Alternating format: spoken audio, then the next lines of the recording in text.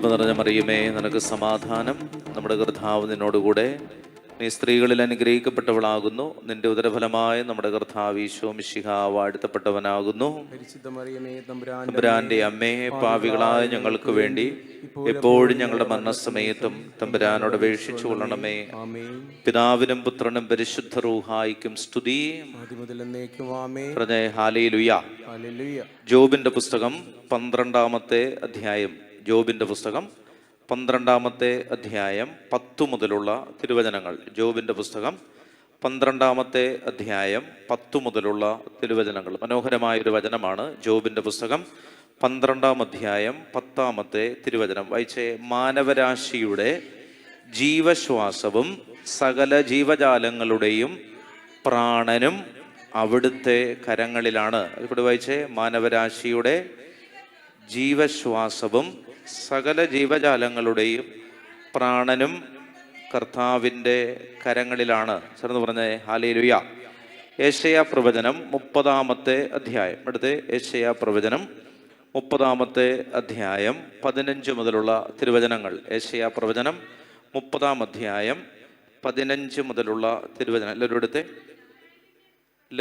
യെശയ്യാ പ്രവചനം 30-ാം അധ്യായം 15 മുതലുള്ള തിരുവചനങ്ങൾ വായിക്കാമോ? അതിനാൽ ഇസ്രായേലിൻ്റെ പരിശുദ്ധനായ കർത്താവ് അരുളി ചെയ്യുന്നു. എന്താ അരുളി ചെയ്യുന്നത്?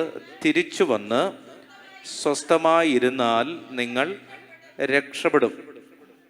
സ്വസ്ഥതയും ആശ്രയവുമായിരിക്കും നിങ്ങൾ പറഞ്ഞു, ഇല്ല, ഞങ്ങൾ കുതിരപ്പുറത്ത് കയറി ശീഘ്രം സഞ്ചരിക്കും. അതിനാൽ നിങ്ങൾ വേഗം അകന്നുപോകും. ഞങ്ങൾ ശീഘ്രതയുള്ള പടക്കുതിരയുടെ പുറത്ത് സഞ്ചരിക്കും എന്ന് നിങ്ങൾ പറഞ്ഞു. അതിനാൽ നിങ്ങളെ പിന്തുടരുന്നവരും അതിവേഗമായിരിക്കും വരുന്നത്. ചേർന്ന് പറഞ്ഞേ ഹല്ലേലൂയ. ഇനി 31-ാമത്തെ അധ്യായം 1-ാമത്തെ വചനം വായിച്ചേ. നിർത്തി വായിക്കണം. ഉറക്കെ എല്ലാവരും വായിച്ചേ. നിങ്ങൾക്ക് ബഹളം ഉണ്ടാക്കാതെ എല്ലാവരും എടുത്ത്. 31-ാമത്തെ അധ്യായം 1 മുതലുള്ള തിരുവചനം വായിച്ചേ. കർത്താവിനോട് ആലോചന ചോദിക്കുകയോ ഇസ്രായേലിൻ്റെ പരിശുദ്ധനിലേക്ക് ദൃഷ്ടി ഉയർത്തുകയോ ചെയ്യാതെ സഹായം തേടി ഈജിപ്തിലേക്ക് പോവുകയും കുതിരയിൽ ആശ്രയിക്കുകയും രഥങ്ങളുടെ എണ്ണത്തിലും കുതിരപ്പടയാളികളുടെ കരുത്തിലും വിശ്വാസമർപ്പിക്കുകയും ചെയ്യുന്നവർക്ക് ദുരിതം. ചേർത്ത് പറഞ്ഞേ ഹല്ലേലൂയ. ഈ പ്രഭാതത്തിൽ കർത്താവ് നമ്മളോട് ഓർമ്മിപ്പിക്കുന്ന ഒരു കാര്യം ഇതാണ്. എല്ലാ കാര്യങ്ങളും കർത്താവിനോട് ആലോചന ചോദിച്ചു വേണം നമ്മൾ ചെയ്യാനായിട്ട്. ഇസ്രായേലിൻ്റെ പരിശുദ്ധനോട് ആലോചന ചോദിക്കാതെ കുതിരയിലും കുതിരപ്പടയാളികളിലും എന്ന് പറഞ്ഞാൽ നമ്മുടെ ചുറ്റും നിൽക്കുന്നവരിൽ, നമ്മുടെ ശക്തിയിൽ, നമ്മുടെ സമ്പത്തിൽ, നമ്മുടെ സ്ഥാനമാനങ്ങളിൽ ആശ്രയിച്ച് മുന്നോട്ട് പോകുന്നവർക്ക് കർത്താവ് പറയുകയാണ്, അവർക്ക് ദൈവത്തിൻ്റെ സംരക്ഷണം ഉണ്ടാവുകയില്ല. ചേർന്ന് പറഞ്ഞേ ഹല്ലേലൂയ. അപ്പോൾ കർത്താവിൻ്റെ സംരക്ഷണം ഉണ്ടാവുക എന്നുള്ളതാണ് ഏറ്റവും പ്രധാനപ്പെട്ടൊരു കാര്യം. ലൂക്കാ സുവിശേഷം 9-ാമത്തെ അധ്യായം. ഞാൻ കുറേ വചനങ്ങൾ പറയുകയാണ്. ആ വചനം വെച്ച് വലിയൊരു സംരക്ഷണ വലയം നമുക്കുണ്ടാക്കണം. ലൂക്കാ സുവിശേഷം 9-ാമത്തെ അധ്യായം. ലൂക്കാ സുവിശേഷം 9-ാമത്തെ അധ്യായം 1-ാമത്തെ തിരുവചനം. ലൂക്കാ 9:1. അവൻ 12 പേരെയും വിളിച്ച് സകല പിശാചുക്കളുടെ മേൽ അവർക്ക് അധികാരവും ശക്തിയും കൊടുത്തു. അതോടൊപ്പം രോഗങ്ങൾ സുഖപ്പെടുത്തുവാനും ദൈവരാജ്യം പ്രസംഗിക്കുവാനും രോഗികളെ സുഖപ്പെടുത്തുവാനുമായി അവൻ അവരെ അയച്ചു. വലിയൊരു സംരക്ഷണ വചനമാണിത്. നമുക്ക് എന്തെങ്കിലും പ്രയാസം ഉണ്ടാകുമ്പോൾ നമ്മൾ ഈ വചനം ആവർത്തിച്ച് പ്രാർത്ഥിക്കണം. അതായത് കർത്താവ് നൽകിയ അധികാരമാണ്. പൗരോഹിത്യത്തിന് ദൈവം നൽകിയൊരു അധികാരമാണ്. നമ്മൾ ആ പൗരോഹിത്യത്തോട്, തിരുസഭയോട് ചേർന്ന് നിൽക്കുമ്പോൾ നമുക്ക് ലഭിക്കുന്ന ഒരു സംരക്ഷണമാണത്. വായിച്ചേ. അവൻ 12 പേരെയും 12 പേര് സൂചിപ്പിക്കുന്നത് തിരുസഭയെയാണ്. ചേർന്ന് പറഞ്ഞേ ഹല്ലേലൂയ. 12 പേര് സൂചിപ്പിക്കുന്നത് എന്തിനെയാണ്? തിരുസഭയാണ്. സഭയോട് ചേർന്ന് നിൽക്കുക, സഭയിലായിരിക്കുക. അതാണ് കർത്താവ് നൽകുന്ന ഏറ്റവും പ്രധാനപ്പെട്ട ഒരു വാഗ്ദാനം. വായിച്ചേ. അവൻ 12 പേരെയും വിളിച്ച് സകല പിശാചുക്കളുടെയും മേൽ എന്ന് പറഞ്ഞാൽ ഒരു പിശാചിനെ പോലും ഈ സംരക്ഷണ വലയത്തിൽ നിന്ന് ദൈവം എന്ത് ചെയ്തിട്ടില്ല? മാറ്റി നിർത്തിയിട്ടില്ല. അല്ല, ഈ സംരക്ഷണ വലയത്തിൽ നിന്ന് ദൈവം ആരെയും മാറ്റി നിർത്തിയിട്ടില്ല. അതാണ് നമ്മൾ വായിക്കുന്നത്. 12 പേരെയും വിളിച്ച് സകല പിശാചുക്കളുടെ മേൽ അവർക്ക് എന്തു കൊടുത്തു? അധികാരവും ശക്തിയും കൊടുത്തു, അല്ലേ? അതോടൊപ്പം രോഗങ്ങൾ സുഖപ്പെടുത്തുവാനും ദൈവരാജ്യം പ്രസംഗിക്കുവാനും രോഗികളെ സുഖപ്പെടുത്തുവാനുമായി അവൻ അവരെ അയച്ചു. ചേർന്ന് പറഞ്ഞേ ഹല്ലേലൂയ. അപ്പൊ കർത്താവ് ഈ അപ്പസ്തോലന്മാരെ അയച്ച് നൽകിയിരിക്കുന്ന ഈ അധികാരം, അത് ഏറ്റവും പ്രധാനപ്പെട്ട ഒരു അധികാരം പിശാചുക്കളെ ബഹിഷ്കരിക്കുവാനുള്ള അധികാരമാണ്, അല്ലെ? പിശാചുക്കളെ ബഹിഷ്കരിക്കാനുള്ള അധികാരം. നമ്മൾ ഈ കാലഘട്ടത്തിൽ ഏറ്റവും കൂടുതൽ മനസ്സിലാക്കേണ്ട ഒരു ദൈവകൃപയാണ് പിശാച് ബഹിഷ്കരണം. അപ്പോൾ അത് ആ ഒരു ബഹിഷ്കരണത്തിൻ്റെ ശക്തി, കർത്താവിൻ്റെ ശക്തി തിരിച്ചറിഞ്ഞാൽ ഒരുപാട് മേഖലകളിൽ നിന്ന് നമുക്ക് വിടുതൽ കിട്ടും. അനേകം ആളുകൾ ഈ ഒരു ബന്ധനത്തിലാണ്. അവർക്ക് ഈ ശക്തിയെപ്പറ്റി അറിയില്ല, തകർച്ചയെപ്പറ്റി മാത്രമേ അറിയുള്ളൂ. തകർച്ചയ്ക്ക് പിന്നിൽ ഒരു കാരണമുണ്ട്. ആ കാരണത്തെ അതിജീവിക്കാനുള്ളൊരു ശക്തി കർത്താവ് സഭയിൽ നൽകിയിട്ടുണ്ട്. ചേർന്ന് പറഞ്ഞേ ഹല്ലേലൂയ. ഇനി മർക്കോസിന്റെ സുവിശേഷം 5-ാമത്തെ അധ്യായം എടുത്തേ. മർക്കോസിന്റെ സുവിശേഷം 5-ാമത്തെ അധ്യായം. മർക്കോസിന്റെ സുവിശേഷം 5-ാമത്തെ അധ്യായം 1 മുതലുള്ള തിരുവചനങ്ങൾ. മർക്കോസിന്റെ സുവിശേഷം 5-ാം അധ്യായം 1 മുതലുള്ള തിരുവചനങ്ങൾ. കർത്താവ് ഒരു പിശാച് ബാധിതനെ സുഖപ്പെടുത്തുന്ന ഭാഗമാണ്. വായിച്ചോ 1 മുതലുള്ള വചനം. അവർ കടലിൻ്റെ മറുകരയിൽ ഗരസേനരുടെ നാട്ടിലെത്തി, അല്ലെ? അവൻ വഞ്ചിയിൽ നിന്ന് ഇറങ്ങിയ ഉടനെ അശുദ്ധാത്മാവ് ബാധിച്ച ഒരുവൻ ശവകുടീരങ്ങൾക്കിടയിൽ നിന്ന് എതിരെ വന്നു. അപ്പോൾ കർത്താവ് ഒരു സ്ഥലത്തേക്ക് ചെല്ലുമ്പോൾ അവിടേക്ക് ആദ്യം വരുന്നത് ആരാണ്? പിശാച് ബാധിതനായ ഒരുവനാണ്, അല്ലേ? ഇപ്പം പലപ്പോഴും നമ്മളും ഈ ഒരു കാര്യം മനസ്സിലാക്കണം. ചില സ്ഥലങ്ങളിലേക്ക് നമ്മൾ ചെല്ലുമ്പോൾ നമ്മളെ എതിരേൽക്കുന്നത് ആദ്യമേ തന്നെ ആരായിരിക്കും? പിശാചായി. അത് മനസ്സിലാക്കുക എന്നുള്ളതാണ് ഏറ്റവും പ്രധാനപ്പെട്ട ഒരു കാര്യം. നമ്മൾ അതിൻ്റെ കൂടെ ഐഡൻറ്റിഫൈ ചെയ്ത് നമ്മൾ പോയാൽ നമ്മൾ കുറേ കുഴികളിലേക്ക് പോയതിന് ശേഷമേ നമുക്കത് തിരിച്ചറിയാനായിട്ട് സാധിക്കത്തുള്ളൂ. അതുകൊണ്ടാണ് ഞാൻ ആദ്യമേ ഒരു വചനം വായിച്ചത്. ഇസ്രായേലിൻ്റെ പരിശുദ്ധനോട് ആലോചന ചോദിക്കാതെ നമ്മൾ എന്ത് ചെയ്യരുത്? എങ്ങോട്ടും പോകരുത്. അതാണ് ആ വചനം വായിച്ചതിൻ്റെ അർത്ഥം. അതാണ്. അതായത് തിന്മ നിറഞ്ഞൊരു സ്ഥലത്തേക്ക് നമ്മൾ ചെല്ലുമ്പോൾ നമുക്ക് പെട്ടെന്ന് ഇങ്ങനെയുള്ള ചില കെണികളിലേക്ക് ചില ആളുകൾ പോയി വീഴും. നമ്മളെ പേടിപ്പിക്കുന്ന രീതിയിലല്ല പിശാച് നമ്മുടെ ജീവിതത്തിലേക്ക് വരുന്നത്. നമുക്ക് ഏറ്റവും ഇഷ്ടപ്പെട്ട രൂപത്തിലാണ്. ചെറുത് പറഞ്ഞേ ഹല്ലേലൂയ. നമ്മൾ വിചാരിക്കുന്ന വാലും തലയൊക്കെ വെച്ച് വരിക, അത് സിനിമകളിൽ മാത്രമേ ഉള്ളൂ. നമുക്ക് ഏറ്റവും ഇഷ്ടപ്പെട്ട രൂപത്തിലാണ് പിശാച് നമ്മുടെ ജീവിതത്തിലേക്ക് വരുന്നത്. മനസ്സിലാവുന്നുണ്ട്? ഇപ്പോൾ ഒരു കോളേജിൽ ഒരു കുട്ടി പുതുതായിട്ട് പഠിക്കാൻ വരുമ്പോൾ അവർക്ക് ഏറ്റവും ഇഷ്ടപ്പെട്ട സ്വഭാവമുള്ള ഒരാളായിട്ടായിരിക്കും ഒരു തിന്മ ആ കുട്ടിയുടെ ജീവിതത്തിലേക്ക് കടന്നു വരുന്നത്. മനസ്സിലാവുന്നുണ്ടോ? അപ്പോൾ അവർ തമ്മിൽ പെട്ടെന്ന് കൂട്ടായി, പിന്നെ അവർ തമ്മിൽ തിന്മയിലേക്ക് പോവുകയാണ്. അപ്പോൾ നമ്മൾ മനസ്സിലാക്കേണ്ടത്, നമുക്കെതിരെ വരുന്ന തിന്മകളെ, ഈ കല്ലറയിൽ നിന്ന് വന്നവനെ, അശുദ്ധാത്മാവ് ബാധിച്ചവനെ, ആ പൈശാചിക ശക്തിയെ, അത് തിന്മയാണ് എന്ന് തിരിച്ചറിയുന്നിടത്താണ് വിടുതൽ ആരംഭിക്കുന്നത്. ചേർന്ന് പറഞ്ഞേ ഹല്ലേലൂയ. അപ്പം അതുകൊണ്ട് ഞാൻ പറയുകയാണ്, അതായത് ഒരു തിന്മയിലേക്ക് നമ്മൾ പോകുമ്പോൾ അത് തിന്മയാണ്, അല്ലെങ്കിൽ അതൊരു തിന്മയുടെ സ്വാധീനമാണ് എന്ന് പലപ്പോഴും നമ്മൾ അറിയുന്നില്ല, അല്ലേ?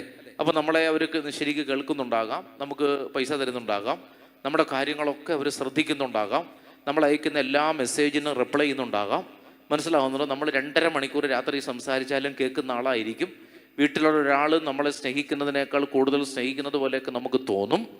നമ്മൾ മനസ്സിലാക്കേണ്ടത്, തിന്മ കടന്നു വരുന്നത് നമുക്ക് ഏറ്റവും ഇഷ്ടപ്പെട്ട രൂപത്തിലാണ്. ചേർന്ന് പറഞ്ഞേ ഹല്ലേലൂയ. ഇത് നിങ്ങളുടെ മനസ്സിൽ നിങ്ങൾ വിചാരിച്ചോണം. നമുക്ക് ഇഷ്ടപ്പെടാത്തൊരു രൂപം, നമ്മളെ പ്രകോപിപ്പിക്കുന്ന ഒരു രൂപത്തിലാണ് തിന്മ വരുന്നതെങ്കിൽ നമ്മൾ ഒരിക്കലും ആ തിന്മയിലേക്ക് പോവില്ല. മനസ്സിലാവുന്നുണ്ടോ? നമ്മൾ എന്തുകൊണ്ടാണ് ഒരു തിന്മയിലേക്ക് വീഴുന്നത്? പാപത്തിൻ്റെ ഏറ്റവും പ്രധാനപ്പെട്ട ഒരു ഒരു ഒരു വ്യത്യാസം എന്ന് പറയുന്നത്, പാപത്തിൻ്റെ ഒരു പ്രധാനപ്പെട്ട അപ്പിയറൻസ് എന്ന് പറയുന്നത്, പാപം ആസ്വാദ്യകരവും കൗതുകം നിറഞ്ഞതുമാണ് എന്നുള്ളതാണ്. ചേർന്ന് പറഞ്ഞേ ഹല്ലേലൂയ. അപ്പോൾ പാപത്തിൻ്റെ പ്രത്യേകത എന്താണ്? പാപം എന്താണ്? പാപം, അല്ലേ, ഏദൻ തോട്ടത്തിൽ വിലക്കപ്പെട്ട പഴം ഭക്ഷിച്ചപ്പോൾ ആ പഴം ഏറ്റവും മോശപ്പെട്ട പഴമല്ല. അതെങ്ങനെയാണ്? കണ്ണിന് കൗതുകകരവും ആസ്വാദ്യവുമാണ്. പാപത്തിൻ്റെ 2 പ്രധാനപ്പെട്ട സൂചനകൾ, അത് കണ്ണിന് കൗതുകമാണ് എന്ന് പറഞ്ഞാൽ കാണുമ്പോൾ വീണ്ടും ഒന്നുകൂടെ കാണാനായിട്ട് തോന്നും. ആസ്വാദ്യമാണ്, കേൾക്കുമ്പോൾ ഒരിക്കൽ കൂടെ ഒന്ന് കേട്ടാലോ എന്ന് തോന്നും. മനസ്സിലാവുണ്ടോ? ഒരിക്കൽ കൂടെ ഒന്ന് പോയാലോ എന്ന് തോന്നും. അതാണ് ഈ പൈശാചിക ശക്തിയുടെ സ്വാധീനം. അതാണ്. അപ്പൊ ഈശോ ഈ ഗരസേനരുടെ നാട്ടിലേക്ക് വരുമ്പോൾ ഈശോയെ ആദ്യം മാലയിടാനായിട്ട് വരുന്നത് ആരാണ്? പിശാച് ബാധിച്ച ഒരാളാണ്. അപ്പൊ ഇത് നമ്മുടെ ഒരു സൂചനയാണ്. ചില സ്ഥലങ്ങളിലേക്ക്, ചില സാഹചര്യങ്ങളിലേക്ക് നമ്മൾ ചെല്ലുമ്പോൾ നമ്മളെ വെൽക്കം ചെയ്യാനായിട്ട് ആദ്യം വരുന്നത് ചിലപ്പോൾ, അപ്പൊ നമ്മളത് തിരിച്ചറിയണം. ഇത് തിന്മയാണോ? എൻ്റെ ആത്മീയ ജീവിതത്തെ തകർക്കുന്നതാണോ? മനസ്സിലാവുന്നുണ്ടോ? പ്രാർത്ഥിക്കുന്ന സമയത്ത് നമ്മളോടിരുന്ന് വർത്താനം പറയുന്ന ഒരാളാണെങ്കിൽ പ്രാർത്ഥനയിലുള്ള നമ്മുടെ ഇൻട്രസ്റ്റ് പോവുകയും ഫോൺ വിളിയിൽ നമുക്ക് താല്പര്യം കൂടുകയും ചെയ്യും. അത് നമ്മളെ പ്രാർത്ഥനയിൽ നിന്ന് അകറ്റുന്ന ഒരു പൈശാചിക ശക്തിയാണ്. ചേർന്ന് പറഞ്ഞേ ഹല്ലേലൂയ. മനസ്സിലാവുന്നുണ്ടോ? അപ്പോൾ അതുകൊണ്ട് പ്രാർത്ഥനയിൽ നമ്മളെ അകറ്റും. നമുക്ക് ഏറ്റവും ഇഷ്ടപ്പെട്ടതാണ് അല്ലേ ആ വ്യക്തിയോട് സംസാരിക്കുക എന്നുള്ളത്. സമയം പോകുന്ന നമ്മൾ അറിയത്തില്ല. പക്ഷെ നമ്മൾ ഓർക്കേണ്ടത് എന്താണ്? നമ്മൾ പ്രാർത്ഥിക്കുന്ന സമയമാണ്, അല്ലെങ്കിൽ പള്ളിയിൽ പോകുന്ന സമയമാണ്, അല്ലെങ്കിൽ നമ്മൾ വീട്ടുകാരോടൊപ്പം ആയിരിക്കുന്ന സമയമാണ്. ആ സമയത്താണ് ഇങ്ങനെ ഒരു തിന്മ ഇങ്ങനെ പതിയെ പതിയെ എഴഞ്ഞെഴഞ്ഞെഴഞ്ഞെഴഞ്ഞ് നമ്മുടെ ജീവിതത്തിലേക്ക് കയറി വരുന്നത്. അപ്പോൾ ഈശോ ഒരു ശുശ്രൂഷ കഴിഞ്ഞിട്ടാണ് ഈ ഗരസേനരുടെ നാട്ടിലേക്ക് പോകുന്നത്. അതും വളരെ പ്രധാനപ്പെട്ട ഒരു കാര്യമാണ്. ഒരു ധ്യാനം അല്ലെങ്കിൽ ഒരു വലിയ ആത്മീയ ശുശ്രൂഷ കഴിഞ്ഞ് കടലിനെ ശാന്തമാക്കുക ഒരു ശുശ്രൂഷ, ആ ശുശ്രൂഷ കഴിഞ്ഞിട്ടാണ് ഈശോ ആ കരയിലേക്ക് ഇറങ്ങുമ്പോൾ, ധ്യാനം കഴിഞ്ഞ് വീട്ടിലേക്ക് കാലെടുത്ത് വെച്ചതേ ഉള്ളൂ, അപ്പോഴത്തേക്ക് എതിരെ ഒരു പൈശാചിക ശക്തി വരികയാണ്. നമ്മളെ പരീക്ഷിക്കാനായിട്ടാണ് ഇത് വരുന്നത്. ചേർന്ന് പറഞ്ഞേ ഹല്ലേലൂയ. ഇത് നമ്മൾ മനസ്സിലാക്കണം. ഇപ്പൊ പലപ്പോഴും പല ജീവിതങ്ങളെയും കാണുമ്പോൾ ഒത്തിരി മുറിവേറ്റിട്ടാണ് ചിലർ അറിയുന്നത് ശരീരത്തിൽ മുറിവേറ്റിട്ടുണ്ടെന്ന്. ഒത്തിരി തിന്മയിലേക്ക് പോയിട്ടാണ് ഒരാൾ തിരിച്ചറിയുന്നത് പോയത് തിന്മയാണ് എന്ന് പിന്നീടാണ് മനസ്സിലായത്. അപ്പോൾ ഈ കഴിഞ്ഞ MCYMന്റെ മലങ്കര കാത്തലിക് യൂത്തിൻ്റെ ഒരു ധ്യാനം ഇവിടെ നടന്നിരുന്നു. ഒരു മാസം ആവുന്നതേ ഉള്ളൂ. അപ്പോൾ അവിടെ ഈ കുമ്പസാരത്തെ പറ്റിയുള്ള ഒരുക്കത്തിനുള്ള ക്ലാസ്സുകളൊക്കെ കൊടുത്തു കഴിഞ്ഞപ്പോഴത്തേക്ക് ഒരു 3-4 കുട്ടികൾ വന്നിട്ട് പലരോടും പറഞ്ഞതായിട്ട് അറിഞ്ഞു. അവരോട് പറഞ്ഞൊരു കാര്യം ഇതാണ്: ഇത് ഞങ്ങൾക്കറിയില്ലായിരുന്നു. 1 വർഷം മുൻപേ ഞങ്ങൾ ഇത് കേട്ടിരുന്നെങ്കിൽ, ഞങ്ങളിത് മനസ്സിലാക്കിയിരുന്നെങ്കിൽ ഞങ്ങൾ ഇത്രയും വലിയ പാപത്തിലേക്ക് പോകുമായിരുന്നില്ല. ഇത് കേട്ടപ്പോഴാണ് ഞങ്ങൾ മനസ്സിലാക്കുന്നത് ഞങ്ങൾ പൊക്കൊണ്ടിരിക്കുന്ന ട്രാക്ക് ശരിയായ ഒരു ട്രാക്കല്ല. സുഭാഷിതങ്ങളിൽ നമ്മളൊരു വചനം വായിക്കുന്നു. വചനം ഇങ്ങനെയാണ്: ശരി എന്ന് തോന്നുന്ന വഴി മരണത്തിലേക്ക് നയിക്കുന്നതാകാം. എന്താണ് വഴി? എന്താണ്? അല്ല, വചനം എന്താണ്? ശരി എന്ന് തോന്നുന്ന വഴി ഒരുപക്ഷെ മരണത്തിലേക്ക് നയിക്കുന്നതാകാം. വചനം പറയുകയാണ്, ഞാൻ പറഞ്ഞതല്ല. വചനം പറയുകയാണ് ശരിയെന്ന് തോന്നിയാണ് അവർ പോയത്. ഇപ്പൊ പിള്ളേര് ഒന്ന് പറയുകയാണ് ഞങ്ങളിത് നേരത്തെ കേട്ടിരുന്നെങ്കിൽ, അല്ലേ? ഞാനന്ന് പറഞ്ഞത് ഈ തിന്മ നമ്മളെ എങ്ങനെ ചില സാധനങ്ങളിലൂടെ നമ്മുടെ ജീവിതത്തിലേക്ക് തിന്മ വരും, ചില ഗാഡ്ജറ്റ്സുകളിലൂടെ തിന്മ നമ്മുടെ ജീവിതത്തിലേക്ക് വരും, ചില ശപിക്കപ്പെട്ട കാര്യങ്ങൾ, ഈശോയ്ക്ക് ഇഷ്ടമില്ലാത്ത ചില വസ്തുക്കൾ സൂക്ഷിച്ചു വെക്കുന്നതിലൂടെ തിന്മ കയറി വരും, ഈശോയ്ക്ക് ഇഷ്ടമില്ലാത്തൊരു ബന്ധത്തിലേക്ക് പോകുന്നതിലൂടെ തിന്മകൾ കയറി വരും, ഈശോയ്ക്ക് ഇഷ്ടമില്ലാത്തൊരു സ്ഥലത്ത് നമ്മൾ ചെല്ലുമ്പോൾ, ഒരു കാര്യത്തിൽ ഇടപെട്ട് കഴിയുമ്പോൾ അതിലൂടെ തിന്മ നമ്മുടെ ജീവിതത്തിലേക്ക് കയറി വരും. അപ്പോൾ തിന്മ നമ്മുടെ ജീവിതത്തിൽ പിടിമുറക്കുവാനുള്ള സാഹചര്യങ്ങൾ പലതാണ്. ചേർന്ന് പറഞ്ഞേ ഹല്ലേലൂയ. പറഞ്ഞേ ഹല്ലേലൂയ. അല്ലേ? അപ്പോൾ കഴിഞ്ഞ ദിവസം ഡാനിയൽ അച്ഛനോട് ബൈബിൾ സ്റ്റഡി നടന്നുകൊണ്ടിരിക്കുകയാണ്. അതിൻ്റെ ആദ്യത്തെ ക്ലാസ്സിൽ അച്ഛൻ പറഞ്ഞൊരു കാര്യം ഇതാണ്: നിങ്ങൾ അല്ലേ, ബൈബിൾ മുഴുവൻ ആരാധനയാണ്. ചേർന്ന് പറഞ്ഞേ ഹല്ലേലൂയ. ബൈബിൾ മുഴുവൻ എന്താണ്? ബൈബിൾ മുഴുവൻ ആരാധനയാണ്. ഉൽപ്പത്തി പുസ്തകത്തിൽ പഠിപ്പിക്കുന്ന എന്താണ്? ആരാധനയെ പറ്റിയാണ്. മനസ്സിലാവുന്നുണ്ടോ? സങ്കീർത്തനങ്ങളിൽ പഠിപ്പിക്കുന്ന എന്താണ്? ആരാധനയെ പറ്റിയാണ്. ആരാധനാ ഗീതങ്ങളാണ് സങ്കീർത്തനങ്ങൾ. സുവിശേഷങ്ങളിൽ നമ്മളെ പഠിപ്പിക്കുന്ന എന്താണ്? ആരാധനയാണ്. മനസ്സിലാവുണ്ടോ? ആരാധനയാണ്. വെളിപാട് പുസ്തകം ആരാധനയുടെ പുസ്തകമാണ്. ചേർന്ന് പറഞ്ഞേ ഹല്ലേലൂയ. അങ്ങനെ 73 പുസ്തകങ്ങൾ എടുക്കുമ്പോഴും അതിൻ്റെ മുഴുവൻ കണ്ടന്റ് അല്ലെങ്കിൽ അതിൻ്റെ മുഴുവൻ ആശയം എന്താണ്? ദൈവ ആരാധനയാണ്. മറ്റൊന്നൊരു വിഷയമില്ല. ബൈബിൾ മുഴുവൻ നമ്മളെ പഠിപ്പിക്കുന്നത് എന്താണ്? ദൈവ ആരാധനയാണ്. അതെപ്പോഴും മറന്നു പോകരുത്. ബൈബിളിന്റെ സെൻട്രൽ തീം എന്ന് പറയുന്നത് എന്താണ്? ഇതിന്റെ വിഷയം എന്താണ്? ഏത് പുസ്തകം എടുത്താലും നമുക്ക് അതിനകത്തുനിന്ന് ഒരു തിയറി ആരാധനയെ പറ്റി രൂപപ്പെടുത്തി എടുക്കാൻ പറ്റും. അപ്പൊ അതാണ് ബൈബിളിന്റെ പ്രത്യേകത. അപ്പൊ അച്ഛനെന്ന് പറഞ്ഞൊരു കാര്യം ഇതാണ്: നമ്മൾ എന്തിനെ ആരാധിക്കുന്നോ നമ്മൾ അതായി മാറും. ചേർന്ന് പറഞ്ഞേ ഹല്ലേലൂയ. എന്താണ് പറഞ്ഞത്? നമ്മൾ എന്തിനെ ആരാധിക്കുന്നോ നമ്മൾ അതായി മാറും, അല്ലേ? ബൈബിളിലൊരു വചനമുണ്ട്: അവർ ബാലിനെ ആരാധിച്ചു, അവർ ബാലിന്റെ സ്വഭാവത്തിലേക്ക് വന്നു. മനസ്സിലാവുന്നുണ്ട്? അവർ ബാലെന്ന് പറയുന്ന ഒരു വിഗ്രഹത്തെ ആരാധിച്ച് ബാലിന്റെ സ്വഭാവത്തിലേക്ക് വന്നു. അപ്പൊ നമ്മൾ ദൈവത്തെയാണ് ആരാധിക്കുന്നെങ്കിൽ നമ്മൾ ദൈവം പതിയെ ആ ദൈവിക ഭാവങ്ങളിലേക്ക് നമ്മൾ കയറി വരും. നമ്മളിലുള്ള പൈശാചിക സ്വഭാവങ്ങൾ മാറ്റപ്പെടും, നമ്മളിലുള്ള തിന്മ നിറഞ്ഞ സാഹചര്യങ്ങൾ മാറ്റപ്പെടും, മറ്റൊരാളെ തിന്മയിലേക്ക് നയിക്കുന്ന നമ്മുടെ ഉള്ളിലുള്ള ചിന്തകൾ കർത്താവ് രൂപാന്തരപ്പെടുത്തും. ചേർന്ന് പറഞ്ഞേ ഹല്ലേലൂയ. അപ്പോൾ നമ്മൾ പലതും അറിയാത്തത് കൊണ്ടാണ്. അപ്പോൾ ആ കുട്ടികൾ പറഞ്ഞതുപോലെ ഒത്തിരി പേരില്ല, ഒരു 3-4 പേര് എന്ന് പറഞ്ഞൊരു കാര്യം ഞാൻ പറയുകയാണ്. അവരവരുടെ ഒരു അനുഭവം ധ്യാനത്തിന് ശേഷം എന്ന് പറഞ്ഞൊരു കാര്യം ഇതാണ്: ഞങ്ങൾക്ക് ഒരുപാട് കാര്യങ്ങൾ മനസ്സിലായത് എന്താണ്? ഞങ്ങൾ പൊക്കൊണ്ടിരിക്കുന്നത്, ഞങ്ങൾ ചെയ്തുകൊണ്ടിരിക്കുന്നത്, ഞങ്ങൾ അനുവർത്തിച്ചിരിക്കുന്ന ഞങ്ങളുടെ ഹാബിറ്റുകൾ, ഇത് പലതും ഈശോയ്ക്ക് ഇഷ്ടമില്ലാത്തതാണെന്നും അതിലൂടെ ഒരു തിന്മ ഞങ്ങളുടെ ജീവിതത്തിലേക്ക് വരുന്നുണ്ടെന്നും ഞങ്ങൾ മനസ്സിലാക്കി. പിള്ളേരുടെ ആയാലും നമ്മുടെ ആയാലും ഏറ്റവും പ്രധാനപ്പെട്ട പ്രശ്നം എന്താണ്? പലതും തിന്മയാണ് എന്ന് നമ്മൾ മനസ്സിലാക്കുന്നില്ല. ചെറുത് പറഞ്ഞേ ഹല്ലേലൂയ. കാണുമ്പോൾ പലതും നല്ലതാണ്, പല കൂട്ടുകെട്ടുകളും കാണുമ്പോൾ വളരെ നല്ലതാണെന്ന് നമുക്ക് തോന്നും, മനസ്സിലാവുന്നുണ്ട്, വലിയ പ്രശ്നമൊന്നും ഇല്ലെന്ന് തോന്നും. പക്ഷേ ആ കൂട്ടുകെട്ടുകൾ പലതും നമ്മളെ തിന്മയിലേക്ക് നയിക്കുന്നതാകാം. ചില വസ്തുക്കൾ നമ്മൾ വിചാരിക്കും പ്രശ്നമൊന്നുമില്ലെന്ന് വിചാരിക്കും, പക്ഷേ ആ വസ്തുക്കളിലൂടെ ഒരു തിന്മ നമ്മുടെ ജീവിതത്തിലേക്ക് കടന്നു വരും. ചെറുത് പറഞ്ഞേ ഹല്ലേലൂയ. മനസ്സിലാവുന്നുണ്ടോ? അപ്പോൾ അതുകൊണ്ട് അതിനകത്തെല്ലാം ഒരു സ്വാധീനമുണ്ട്, എല്ലാത്തിനും ഒരു സ്വാധീനമുണ്ട്. നമ്മളെപ്പോഴും ഓർത്തോണം, ഒരു സ്വാധീനമുണ്ട്. അപ്പോൾ പിശാചിൻ്റെ ആഭിചാരം ചെയ്തിരിക്കുന്ന ഒരു വസ്തു നമ്മൾ വീട്ടിൽ സൂക്ഷിച്ചു വെച്ചാൽ ആ പൈശാചിക ശക്തി വീട്ടിൽ നിൽക്കും.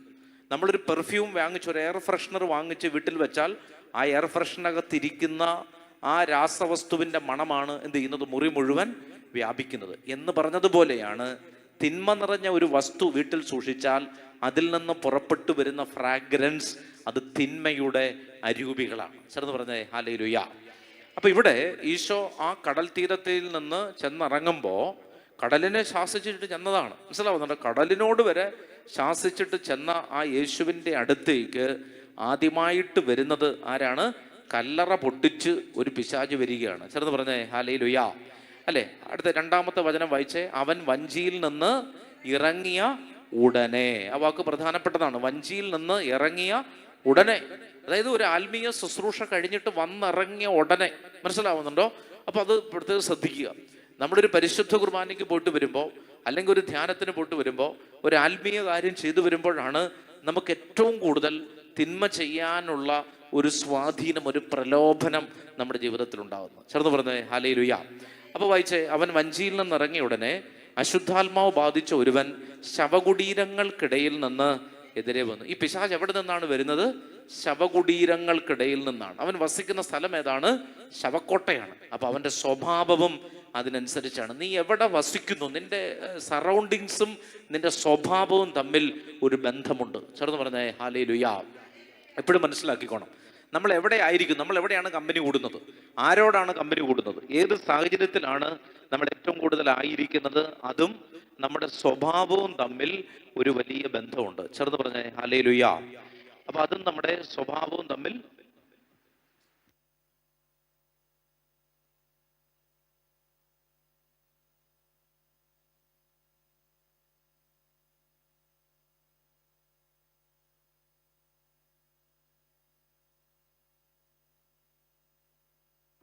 ചേർന്ന് പറഞ്ഞേ ഹല്ലേലൂയ.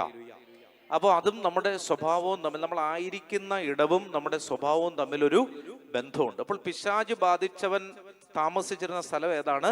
ശവക്കോട്ടയാണ്. അപ്പോൾ അവനിൽ നിന്ന് അങ്ങനെയുള്ള ഇടപെടലുകളെ നമ്മൾ എന്ത് ചെയ്യാവൂ? പ്രതീക്ഷിക്കാവൂ. ഇപ്പോഴും ഓർത്തോണം. അതുകൊണ്ടാണ് വീടുകളൊക്കെ വൃത്തിയാക്കി ഇടണമെന്ന് പറയുന്നത്. അടിച്ചുവാരി ഇടണമെന്ന് മാത്രമല്ല, വീട്ടിൽ നമ്മൾ മോശപ്പെട്ട കാര്യങ്ങൾ എപ്പോഴും ഇങ്ങനെ കുറ്റം പറഞ്ഞുകൊണ്ടിരിക്കുകയാണെങ്കിൽ ആ വീട്ടിൽ നിന്ന് അതേ പ്രതീക്ഷിക്കാവൂ. അപ്പനും അമ്മ എപ്പോഴും തമ്മിൽ ഗുസ്തിയാണെന്നുണ്ടെങ്കിൽ, അയൽക്കാരോട് എപ്പോഴും വഴക്കാണെങ്കിൽ, വീട്ടിൽ നിന്ന് അത്രയും ഒരു മെച്ചമേ നിങ്ങൾ പ്രതീക്ഷിക്കാവൂ. അതേ ഉണ്ടാവുള്ളൂ. ഇപ്പൊ ഇവിടെ 24 മണിക്കൂറും ദൈവാരാധന നടക്കുന്നത് കൊണ്ട് ആ ദൈവാരാധനയുടെ ഫലങ്ങൾ ഓട്ടോമാറ്റിക്കലി പുറപ്പെടുവിക്കപ്പെടും. ചേർന്ന് പറഞ്ഞേ ഹല്ലേലൂയ. മനസ്സിലാവുന്നുണ്ട്? ഇവിടെ എപ്പോഴും വഴക്കാണ്, ഇവിടെ ഉള്ളവരെല്ലാവരും തമ്മിൽ അങ്ങോട്ടും ഇങ്ങോട്ടും വലിയ ഷൗട്ടിംഗ് ആണ്, വലിയ ദേഷ്യപ്പെടലാണെങ്കിൽ ഇവിടെ വരുന്നവരിലേക്കും ആ ഒരു അരൂപി പകർന്നു വരും. മനസ്സിലാവുന്നുണ്ട്? ആ ഒരു ഉദാഹരണത്തിന് ഡാനിയലച്ചൻ പറഞ്ഞ കേട്ടിട്ടുണ്ട്, ചില ആളുകൾ പ്രാർത്ഥിക്കാൻ നിൽക്കുമ്പോൾ നമുക്ക് ഭയങ്കര ദേഷ്യം വരും. അവരെ നമ്മൾ ആദ്യമായിട്ട് കാണുകയായിരിക്കും, പക്ഷേ പ്രാർത്ഥിക്കാനായിട്ട് അവിടെ അടുത്ത് വരുമ്പോഴത്തേക്ക്, അല്ലെങ്കിൽ ഒരു ഗ്രൂപ്പിൽ ധ്യാനം നടത്തുമ്പോൾ ഭയങ്കര ദേഷ്യവും മടുപ്പും വരും. കാരണം എന്താണ്? ആ ഗ്രൂപ്പിൽ അങ്ങനെയുള്ള ആളുകൾ ഉള്ളത് കൊണ്ടാണ്. ചേർന്ന് പറഞ്ഞേ ഹല്ലേലൂയ. മനസ്സിലാണ്? ആ ഗ്രൂപ്പിൽ അങ്ങനെയുള്ള ആളുകൾ എപ്പോഴും വഴക്കുണ്ടാക്കുന്ന ആളുകൾ. ഒരു 100 പേരുള്ള ധ്യാനത്തിന് ഒരു 25 പേര് ഈ ഭയങ്കര വഴക്കാളികളാണെങ്കിൽ, ഇവിടെ പ്രസംഗിക്കാനായിട്ട് നമുക്ക് നിൽക്കുമ്പോൾ നമുക്കും ആ ദേഷ്യം ഇങ്ങനെ വന്നുകൊണ്ടിരിക്കും. അത് ദൈവം തരുന്നൊരു സൂചനയാണ്. അതിനുവേണ്ടി ഡെലിവർ ചെയ്ത് പ്രാർത്ഥിക്കാൻ ദൈവം നൽകുന്നൊരു സൂചനയാണ്. ചേർന്ന് പറഞ്ഞേ ഹല്ലേലൂയ. ചില ആളുകൾക്ക് വേണ്ടി പ്രാർത്ഥിക്കുമ്പോൾ നമുക്ക് ചിലപ്പോൾ ചില ശാരീരിക വേദനകൾ അനുഭവപ്പെടും. അതിനർത്ഥം ആ വ്യക്തിക്ക് ആ വേദന ഉണ്ടെന്നാണ്, ആ വ്യക്തിക്ക് വേണ്ടി പ്രാർത്ഥിക്കാനായിട്ടാണ്. ചില ആളുകൾ പ്രാർത്ഥിക്കാൻ വരുമ്പോൾ ചിലപ്പോൾ നമുക്കൊരു തലവേദന ഫീൽ ചെയ്യും. അപ്പോൾ ഉടനെ നമ്മൾ അല്ലേ, ആ വ്യക്തിക്ക് തലവേദനയുള്ള ആളുകളായിരിക്കും നമ്മുടെ മുമ്പിൽ വരുന്നത്. എന്ന് പറഞ്ഞാൽ ഇത് ഭയങ്കര കണക്റ്റഡ് ആണ് മനുഷ്യർ തമ്മിൽ. കാരണം നമ്മളെല്ലാവരും ഒരപ്പൻ്റെ മക്കളാണ്. ചേർന്ന് പറഞ്ഞേ ഹല്ലേലൂയ. നിങ്ങൾ ഇരട്ട കുഞ്ഞുങ്ങളെ ശ്രദ്ധിച്ചിട്ടില്ലേ? ഒരാൾക്ക് പനി വന്നാൽ അടുത്ത ആൾക്ക് ഓട്ടോമാറ്റിക്കലി അല്ലേ, അങ്ങനെയൊക്കെ അമ്മമാർ പറഞ്ഞ് ഞാൻ കേട്ടിട്ടുണ്ട് അല്ലേ. ഒരാൾക്ക് പനി വന്നാൽ അടുത്ത ആൾക്കും വരും, അടുത്ത റൂമിലാണ് കിടക്കുന്നതെങ്കിലും അയാൾക്കും വരും എന്നാണ് പറയുന്നത് കേട്ടിട്ടുള്ളത്. ശരിയാണോന്ന് എനിക്കറിയാൻ പാടില്ല, ശരിയല്ലെങ്കിലും പോട്ടെ, ശരിയാണെന്ന് പറയാനാണ് എനിക്കിഷ്ടം. കാരണം തമ്മിലൊരു കണക്ഷൻ ഉണ്ട്. രണ്ട് സ്ഥലത്ത് താമസിക്കുന്ന ആളാണെങ്കിലും, ഒരാൾ ബോംബെയിലും ഒരാൾ ബാംഗ്ലൂരാണെങ്കിലും, ഒരാൾക്ക് പനി വരുമ്പോൾ അടുത്ത ആൾക്ക് വരും എന്ന് പറഞ്ഞ് കേട്ടിട്ടുണ്ട്. എന്ന് പറഞ്ഞാൽ ഒരു ബന്ധമുണ്ട് മനുഷ്യർ തമ്മിൽ. നമ്മുടെ എല്ലാവരുടെയും പിതാവ് ഒന്നാണ്. ചേർന്ന് പറഞ്ഞേ ഹല്ലേലൂയ. എല്ലാവരുടെയും പിതാവ് ആരാണ്? ഒന്നാണ്. അതുകൊണ്ട് മക്കൾ തമ്മിൽ ഒരു ബന്ധമുണ്ട്. ഒരാളിൽ നിന്നുള്ളൊരു തിന്മ എന്ത് ചെയ്യാം? അടുത്ത ഒരാളിലേക്ക് പകരപ്പെടാം. അപ്പനിലുള്ളൊരു തിന്മ മകളിലേക്ക് വരാം, മകളിലുള്ളൊരു തിന്മ അടുത്ത തലമുറയിലേക്ക് പകരപ്പെടും. അപ്പോ ഈ ആൾ എവിടെ താമസിക്കുന്നു? എവിടെയാണ് ഇയാൾ താമസിച്ചത്? ശവകുടീരങ്ങൾക്കിടയിലാണ് ഈ മനുഷ്യൻ എന്ത് ചെയ്തുകൊണ്ടിരുന്നത്? താമസിച്ചു കൊണ്ടിരുന്നത്. വായിച്ചേ 3-ാമത്തെ വചനം. ശവകുടീരങ്ങൾക്കിടയിൽ താമസിച്ചിരുന്ന അവനെ ചെങ്ങല കൊണ്ടുപോലും ബന്ധിച്ചിടാൻ കഴിഞ്ഞിരുന്നില്ല. തിന്മയുടെ ഒരു ഒരു ഒരു കാര്യം അതാണ്. ശ്രദ്ധിക്കുക, തിന്മ ഒരു പൈശാചിക ശക്തിയെ ഒരു മാനുഷിക ശക്തി കൊണ്ട് നമുക്ക് എന്ത് ചെയ്യാൻ പറ്റില്ല? തളച്ചിടാനായിട്ട് പറ്റത്തില്ല. എപ്പോഴും ഓർത്തോണം, ഒരു ചങ്ങല കൊണ്ട്, കടയിൽ നിന്ന് വാങ്ങിക്കുന്ന ഒരു ചങ്ങല കൊണ്ട് ഒരു പൈശാചിക ശക്തിയെ തളച്ചിടാനായിട്ട് നമുക്ക് പറ്റത്തില്ല. മനസ്സിലാവുണ്ട്? ചില വ്യക്തികളിൽ ഇങ്ങനെയുള്ള തിന്മയുള്ള ആളുകളൊക്കെ പ്രാർത്ഥിക്കുമ്പോൾ നമുക്കറിയാം, 8ാം ക്ലാസ്സിൽ പഠിക്കുന്ന ഒരു കുട്ടിയായിരിക്കാം, ഒരു തിന്മയുടെ ശക്തി ഉണ്ടെങ്കിൽ 10 പേര് പിടിച്ചാലും നിൽക്കത്തില്ല. ചേർന്ന് പറഞ്ഞേ ഹല്ലേലൂയ. 10 പേരെ ഇടിച്ചിടും. 10 പേര്. നരന്ത് പോലുള്ളൊരു കുട്ടിയാണ്. 8ാം ക്ലാസ്സിലും 9ാം ക്ലാസ്സിലും പഠിക്കുന്ന ഒരു പെൺകുട്ടി അല്ലെങ്കിൽ ആൺകുട്ടി ആരോ ആയിക്കോട്ടെ. പക്ഷെ ഈ തിന്മ ഇങ്ങനെ വന്നു കഴിഞ്ഞാൽ പ്രാർത്ഥിക്കുമ്പോൾ ഈ തിന്മ ഇളവും. ആ കുട്ടിയെ നമ്മൾ മുതിർന്ന ആളുകൾ ഒരു 10 പേര് പിടിച്ചാലും നമ്മളെ മറിച്ചിടും. കാരണം പിന്നെ അവരുടെ ഉള്ളിൽ അങ്ങനെ ഒരു തിന്മ ഇങ്ങനെ നിൽക്കുകയാണ്. അപ്പൊ നിങ്ങൾ എപ്പോഴും മനസ്സിലാക്കേണ്ടത്, ഒരു പൈശാചിക ശക്തിയെ ഈ ചെങ്ങല കൊണ്ട്, കടയിൽ നിന്ന് വാങ്ങിക്കുന്ന ഒരു ചെങ്ങല കൊണ്ട് നമുക്ക് എന്ത് ചെയ്യാൻ പറ്റത്തില്ല? തളച്ചിടാനായിട്ട് പറ്റത്തില്ല. മാനുഷികമായിട്ടുള്ള ജിംനാസ്റ്റിക്കുകൾ കാണിച്ച് നമുക്കൊരു തിന്മയെ ബന്ധിക്കാനായിട്ട് സാധിക്കത്തില്ല. ചെറുത് പറഞ്ഞേ ഹല്ലേലൂയ. ഉദാഹരണം പറഞ്ഞാല്, ഭാര്യ ഭർത്താക്കന്മാർ തമ്മിലുള്ള അടി, അതൊരു പൈശാചികതയാണ്. അതിനെ നമുക്ക് ഒരു മാനുഷിക ഇതുകൊണ്ട് നമുക്ക് എന്ത് ചെയ്യാൻ പറ്റത്തില്ല? അതിനെ ബന്ധിക്കാൻ പറ്റത്തില്ല. അതിന് ആരുടെ സഹായം വേണം? ദൈവത്തിന്റെ അധികാരം ഇറങ്ങി വരണം. അതാണ് ലൂക്ക 9 നമ്മൾ കണ്ടത്. അവൻ 12 പേരെ അടുത്ത് വിളിച്ച് അവർക്ക് എന്തിനുള്ള അധികാരം കൊടുത്തു? പിശാചുക്കളുടെ മേൽ ഉള്ള അധികാരവും ശക്തിയും കൊടുത്തു. അപ്പൊ ഇത് നമ്മൾ ഈ കാലഘട്ടത്തിൽ മനസ്സിലാക്കേണ്ട ഒരു കാര്യം ഇതാണ്. ഒരു തിന്മയുടെ ശക്തിയെ മാനുഷികമായ ഒരു കാര്യം കൊണ്ട് നമുക്ക് എന്ത് ചെയ്യാൻ പറ്റത്തില്ല? അതിനെ ബന്ധിക്കാനായിട്ട് പറ്റത്തില്ല. അതിന് ദൈവികമായ ആയുധങ്ങൾ നമ്മൾ എടുക്കണം. ഏതൊക്കെയാണ് ആ ദൈവികമായ ആയുധങ്ങൾ? എടുക്കാമോ? എഫേസസ് ലേഖനം 6-ാമത്തെ അധ്യായം. എഫേസർക്ക് എഴുതിയ ലേഖനം 6-ാമത്തെ അധ്യായം. 6-ാമത്തെ അധ്യായത്തില് പൗലോസ് ശ്ലീഹ ഈ ആയുധങ്ങളെ പറ്റി പഠിപ്പിക്കുന്നുണ്ട്. 6-ാമത്തെ അധ്യായം എടുത്ത് 6-ാമത്തെ അധ്യായത്തില് 10 മുതലുള്ള തിരുവചനങ്ങൾ വായിക്കണം. 6-ാമത്തെ അധ്യായം 10 മുതലുള്ള തിരുവചനങ്ങൾ വായിച്ച്, അവസാനമായി കർത്താവിലും അവിടുത്തെ ശക്തിയിലും പ്രാഭവത്തിലും കരുത്തുള്ളവരാകും. ആരിലാണ് നമ്മൾ ശക്തി പ്രാപിക്കേണ്ടത്? കർത്താവിൽ ശക്തി പ്രാപിക്കണം. ചേർന്ന് പറഞ്ഞേ ഹല്ലേലൂയ. പറഞ്ഞേ ഹല്ലേലൂയ. കർത്താവിൽ നമ്മൾ എന്ത് ചെയ്യണം? ശക്തി പ്രാപിക്കണം. കർത്താവിലും അവിടുത്തെ ശക്തിയുടെ പ്രാഭവത്തിലും നിങ്ങൾ എന്ത് ചെയ്യണം? കരുത്തുള്ളവരാകുവിൻ. അടുത്ത വചനം വായിച്ച്, സാത്താന്റെ കുടിലതന്ത്രങ്ങളെ എതിർത്ത് നിൽക്കാൻ ദൈവത്തിന്റെ എല്ലാ ആയുധങ്ങളും നിങ്ങൾ എന്ത് ചെയ്യണം? ധരിക്കണം. അപ്പൊ നമ്മുടെ ആയുധങ്ങൾ ധരിക്കാൻ പോവാണ്. ആരുടെ ആയുധങ്ങളാണ് ധരിക്കേണ്ടത്? കടയിൽ നിന്ന് വാങ്ങിക്കുന്ന ഒരു ചെങ്ങല കൊണ്ട് ഈ പിശാചിനെ നമുക്ക് എന്ത് ചെയ്യാൻ പറ്റില്ല? ബന്ധിക്കാൻ പറ്റില്ല. ഓർത്തോണം. മനസ്സിലാവുന്നുണ്ടോ? ഒരു കിണറ്റിന്റെ കയറ് കൊണ്ട് നമുക്ക് ഈ പിശാചിനെ ബന്ധിക്കാൻ പറ്റത്തില്ല. ഇതിനെ നമ്മൾ എന്ത് ചെയ്യണം? ദൈവത്തിന്റെ ആയുധങ്ങൾ എടുക്കണം. ചേർന്ന് പറഞ്ഞേ ഹല്ലേലൂയ. അപ്പോ നമ്മൾ കർത്താവിന്റെ ആയുധങ്ങൾ എടുക്കണം. ഏതൊക്കെയാണ് ആ ആയുധങ്ങൾ? വായിച്ചോണം. വായിച്ചേ 12-ാമത്തെ വചനം. എന്തെന്നാൽ നമ്മൾ മാംസത്തിനും രക്തത്തിനും എതിരായിട്ടല്ല, പ്രഭുത്വങ്ങൾക്കും ആധിപത്യങ്ങൾക്കും ഈ അന്ധകാര ലോകത്തിന്റെ അധിപന്മാർക്ക്. അപ്പൊ ഈ ലോകത്തിന്റെ പ്രത്യേകത എന്താ? പറഞ്ഞേ, ഈ ലോകത്തിന്റെ പ്രത്യേകത എന്താ? ഈ ലോകം എന്ത് ലോകമാണ്? അന്ധകാരത്തിന്റെ ലോകമാണ്. ചെറുത് പറഞ്ഞേ ഹല്ലേലൂയ. എന്തിന്റെ ലോകമാണ്? അന്ധകാരത്തിന്റെ ലോകമാണ്. അന്ധകാരത്തിന്റെ ലോകത്താണ് നമ്മൾ എന്ത് ചെയ്യുന്നത്, നിൽക്കുന്നത്. നമ്മൾ ശ്രദ്ധിക്കണം. ഈ ലോകം എന്തിന്റെ ലോകമാണ്? അന്ധകാരം. ഇവിടെ ഏറ്റവും കൂടുതൽ നിറഞ്ഞു നിൽക്കുന്ന അരൂപി ഏതിന്റെ അരൂപിയാണ്? അന്ധകാരത്തിന്റെ അരൂപിയാണ്. ചേർന്ന് പറഞ്ഞേ ഹല്ലേലൂയ.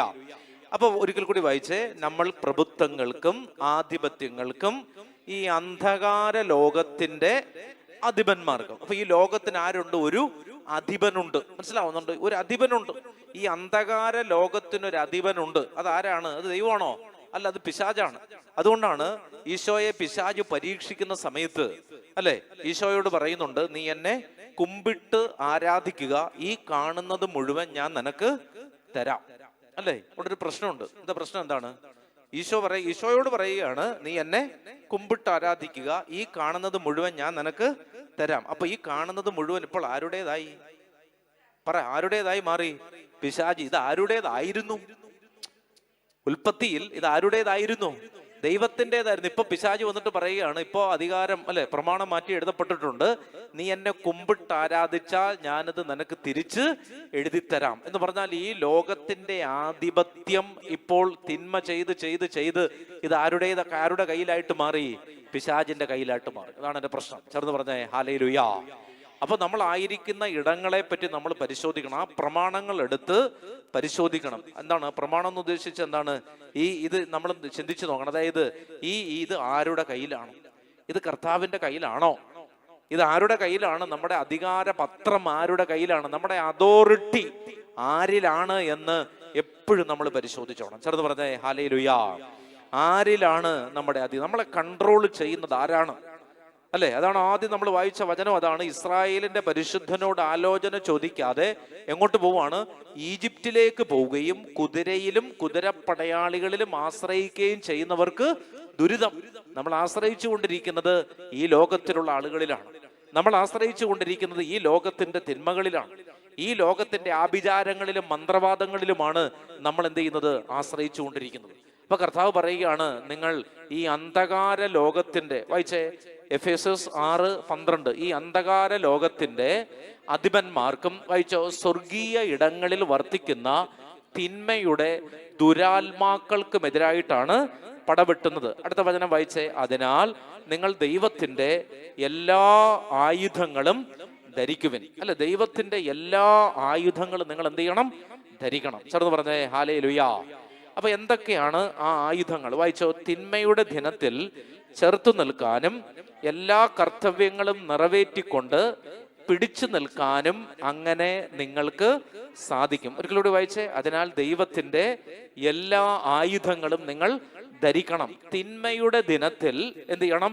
ചെറുത്തു നിൽക്കാൻ. അതായത് തിന്മ വന്നുകൊണ്ടേയിരിക്കുകയാണ്. ഇന്നലത്തേക്കാൾ തിന്മയാണ് ഇന്ന് നമ്മുടെ ചുറ്റിലുമുള്ളത്. ചേർന്ന് പറഞ്ഞേ ഹല്ലേലൂയ. പറഞ്ഞേ ഹല്ലേലൂയ. ഇന്നലത്തേക്കാൾ തിന്മകളിലാണ് ഇന്ന് നമ്മുടെ കുട്ടികൾ ജീവിച്ചുകൊണ്ടിരിക്കുന്നത്. ഇന്നലത്തെ തിന്മകളിലല്ല. അതുകൊണ്ട് കഴിഞ്ഞ ആഴ്ചയിൽ കുറെ നാളുകൾക്ക് മുമ്പ് ഒരു അച്ഛൻ എന്നോട് പറഞ്ഞു, അൽഫോൺസാമ ജീവിച്ചിരുന്ന ഒരു സാഹചര്യമല്ല ഇന്ന് നമ്മുടേത്. അൽഫോൺസാമയ്ക്ക് വിശുദ്ധയാകാൻ എളുപ്പമായിരുന്നു. കാരണം എന്താണ്? അന്ന് അത്രയും ഈ ലോകം മലിനപ്പെട്ടിട്ടില്ല. ചേർന്ന് പറഞ്ഞേ ഹല്ലേലൂയ. ഇന്ന് കുറെ കൂടി സ്ട്രഗിൾ എടുത്താലേ നമുക്ക് എന്ത് ചെയ്യാൻ പറ്റത്തുള്ളൂ? ഒരു വിശുദ്ധനോ വിശുദ്ധയാക്കി മാറാൻ പറ്റൂ. കാരണം അത്രയും മലിനമാണ് അന്തരീക്ഷങ്ങൾ, അത്രയും മലിനമാണ്.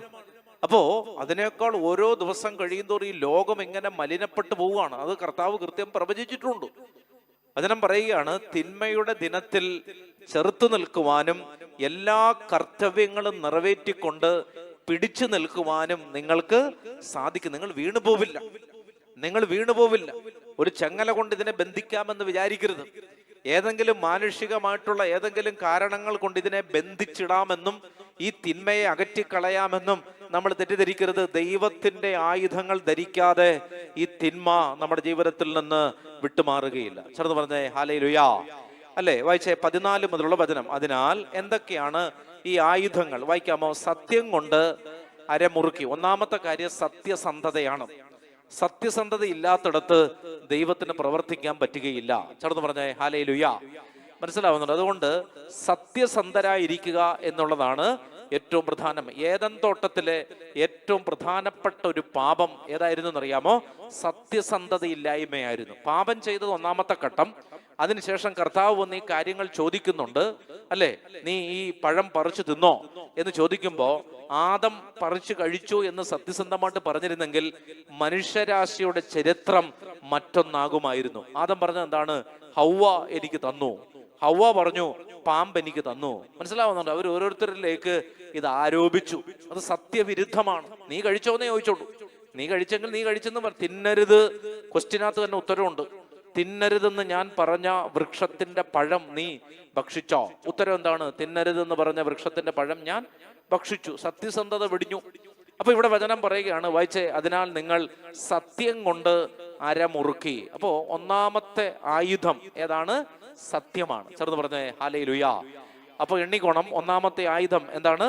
സത്യമാണ്. അടുത്തത്, നീതിയുടെ കവചം ധരിച്ച് നിങ്ങൾ എന്ത് ചെയ്യണം? ഉറച്ചു നിൽക്കുവിൻ. നീതീകരണം എന്ന് പറഞ്ഞാൽ ദൈവത്തിന്റെ വിശുദ്ധിയിലേക്കുള്ള നമുക്കുള്ള ആഗ്രഹത്തിന്റെ പേരാണ് നീതി. നമുക്കൊരാഗ്രഹം വേണം, ദൈവത്തിന്റെ സ്റ്റാൻഡേർഡിലേക്ക് എത്താനുള്ള ഇങ്ങനെ ജീവിച്ചാൽ പോരാ, ഉയരണം, വിശുദ്ധരാകണം, ഒരാഗ്രഹം നമ്മുടെ ഉള്ളിൽ വേണം. ഇത്രയും നാള് നമ്മൾ മോശമായ ഒരു ജീവിതം നയിച്ചു, ഇനി തിരിച്ചു വരണം. ഇത്രയും നാള് ഞാൻ മോശപ്പെട്ട വാക്കുകൾ പറഞ്ഞു, ഇനി എനിക്ക് തിരിച്ചു വരണം. അങ്ങനെ ഒരു ചിന്ത നമ്മുടെ ഉള്ളിൽ ഉണ്ടാകണം. ചേർന്ന് പറഞ്ഞേ ഹല്ലേലൂയ. അപ്പൊ വായിച്ചേ, സത്യം കൊണ്ട് അരമുറുക്കി നീതിയുടെ കവചം ധരിച്ച് നിങ്ങൾ ഉറച്ചു നിൽക്കുവിൻ. അടുത്തത്, സമാധാനത്തിന്റെ സുവിശേഷത്തിനുള്ള ഒരുക്കമാകുന്ന പാദരക്ഷകൾ ധരിക്കുവിൻ. പാദരക്ഷ ധരിക്കുന്ന എന്തിനു വേണ്ടിയിട്ടാണ്? യാത്ര ചെയ്യാൻ വേണ്ടിയിട്ടാണ്, അല്ലെ? ചെരുപ്പ് ധരിക്കുന്ന എന്തിനു വേണ്ടിയിട്ടാണ്? ഒരു യാത്രയ്ക്ക് പോകാൻ വേണ്ടിയിട്ടല്ലേ? അപ്പൊ എന്തിനാണ് ഈ യാത്ര? സമാധാനത്തിന്റെ സുവിശേഷം എന്ത് ചെയ്യണം? മറ്റുള്ളവരെ നമ്മൾ അറിയിക്കണം. സുവിശേഷം പ്രഘോഷിക്കുന്നത് ബന്ധനങ്ങൾ അഴിഞ്ഞു വീഴാനുള്ള ഒരു ആയുധമാണ്. ചേർന്ന് പറഞ്ഞേ ഹല്ലേലൂയ. മനസ്സിലാവുന്നുണ്ട്? സുവിശേഷം പ്രഘോഷിക്കുക. സുവിശേഷം പ്രഘോഷിക്കുക എന്ന് പറഞ്ഞാൽ 50,000 പേരെ വിളിച്ചുകൂട്ടി 15,000 വാട്സ് സൗണ്ട് സിസ്റ്റത്തിൽ പ്രഘോഷിക്കുന്നതല്ല സുവിശേഷം. സുവിശേഷം പ്രഘോഷിക്കാനായിട്ട് ഓരോ പേഴ്സണുമായിട്ട് 1 to 1 നമുക്ക് സുവിശേഷം പ്രഘോഷിക്കാൻ പറ്റും. ഓരോരുത്തരോട്, കണ്ടുമുട്ടുന്നവരോട് കർത്താവിന്റെ വചനത്തെ പറ്റി നമ്മൾ എന്ത് ചെയ്യണം? സംസാരിക്കണം. അതാണ് സമാധാനത്തിന്റെ, വായിച്ചേ, സമാധാനത്തിന്റെ സുവിശേഷത്തിനുള്ള ഒരുക്കമാകുന്ന എന്ത് ധരിക്കണം? പാദരക്ഷ ധരിക്കണം. ആ ചെരുപ്പും ധരിച്ചുകൊണ്ട് ഇറങ്ങണം. ചെരുപ്പ് ഊരി വീടിനകത്തിരുന്നാൽ പോരാ, ചെരുപ്പും ധരിച്ചുകൊണ്ട് ഇറങ്ങണം, പുറത്തേക്ക് ഇറങ്ങണം. അത് നമ്മുടെ ജീവിതത്തിലുള്ള തിന്മകൾ ഒഴിവാക്കാനുള്ള ഒരു വഴിയാണ്. ചേർന്ന് പറഞ്ഞേ ഹല്ലേലൂയ. ചേർന്ന് പറഞ്ഞേ ഹല്ലേലൂയ. എനിക്കറിയാവുന്ന ഒരു ചേട്ടന്, അദ്ദേഹം ഒത്തിരി തിന്മകളിൽ ജീവിച്ചിരുന്ന ആളാണ്, ഒത്തിരി തിന്മകളിൽ ജീവിച്ചിരുന്ന ഒരാളാണ്. അങ്ങനെ പതിയെ അദ്ദേഹത്തിന്റെ കാഴ്ച ശക്തി നഷ്ടപ്പെടാനായിട്ട് തുടങ്ങി. കാഴ്ച കുറഞ്ഞു വന്ന് അവസാനം അദ്ദേഹം ഒരു പൂർണ്ണമായിട്ട് അന്ധനായിട്ട് മാറി. ചേർന്ന് പറഞ്ഞേ ഹല്ലേലൂയ. മനസ്സിലാവുന്നുണ്ടോ? ആയിരുന്ന കാലത്ത് വലിയ തിന്മ ചെയ്തിരുന്ന ആളാണ്, അല്ലെ? ഒത്തിരി ദൈവകൃപകൾ നഷ്ടപ്പെടുത്തി ജീവിച്ച ഒരാളാണ്. പക്ഷെ പതിയെ അദ്ദേഹത്തിന്റെ കണ്ണിലെ കാഴ്ച ശക്തി മുഴുവനും പൂർണ്ണമായിട്ട് തീർന്നു. പല ഹോസ്പിറ്റലുകളിൽ കൊണ്ടുപോയിട്ട് പരിശോധിച്ചു. തിമിരമാണെന്ന് ചിന്തിച്ച് ഓപ്പറേഷൻ നടത്തി. ഓപ്പറേഷനൊക്കെ പലത് നടന്നെങ്കിലും ഡോക്ടർമാർക്ക് കണ്ടുപിടിക്കാൻ പറ്റുന്നില്ല, യാതൊരു പ്രശ്നമില്ല. പക്ഷെ ഇദ്ദേഹം പരിപൂർണമായിട്ട് ഈ മനുഷ്യൻ അന്ധനായിട്ട് മാറി. ചേർന്ന് പറഞ്ഞേ ഹല്ലേലൂയ. അപ്പൊ അദ്ദേഹത്തിന് മനസ്സിലായി, ഇനി മറ്റാർക്കും നമ്മളെ എന്ത് ചെയ്യാൻ പറ്റത്തില്ല, രക്ഷിക്കാനായിട്ട് പറ്റില്ല. അങ്ങനെ ആയി കഴിഞ്ഞപ്പോഴത്തേക്ക് അദ്ദേഹം എന്ത് ചെയ്തെന്നറിയാമോ? അദ്ദേഹം ഈ സുവിശേഷവും കൊണ്ട് ലോകത്തിലേക്ക് ഇറങ്ങി. ഈ സുവിശേഷം കൊണ്ട് അദ്ദേഹം ലോകത്തിലേക്ക് ഇറങ്ങി. കണ്ടുമുട്ടുന്ന ആളുകളോട്, അല്ലെ, വഴിയിലൂടെ നടന്നു പോകുമ്പോ ഇങ്ങനെ കൂട്ടിയിടിക്കും, കണ്ണിന് കാഴ്ചയില്ല. ഫുട്പാത്തിലൂടെ നടക്കുന്ന സമയത്ത് കേൾക്കുമ്പോൾ നമുക്കൊരു തമാശ പോലെ തോന്നും. പക്ഷെ അദ്ദേഹം എന്തെന്നറിയാമോ? കണ്ടുമുട്ടുന്ന ആളുകളോട് സുവിശേഷം പറയാനായിട്ട് തുടങ്ങി. ചേർന്ന് പറഞ്ഞേ ഹല്ലേലൂയ. അദ്ദേഹത്തിന് അറിയാവുന്ന കൊച്ചു കാര്യങ്ങൾ യൂട്യൂബിലൂടെ കേൾക്കാൻ പറ്റുമല്ലോ. അപ്പൊ അദ്ദേഹം യൂട്യൂബിലൂടെ ദൈവവചനം കേട്ടു.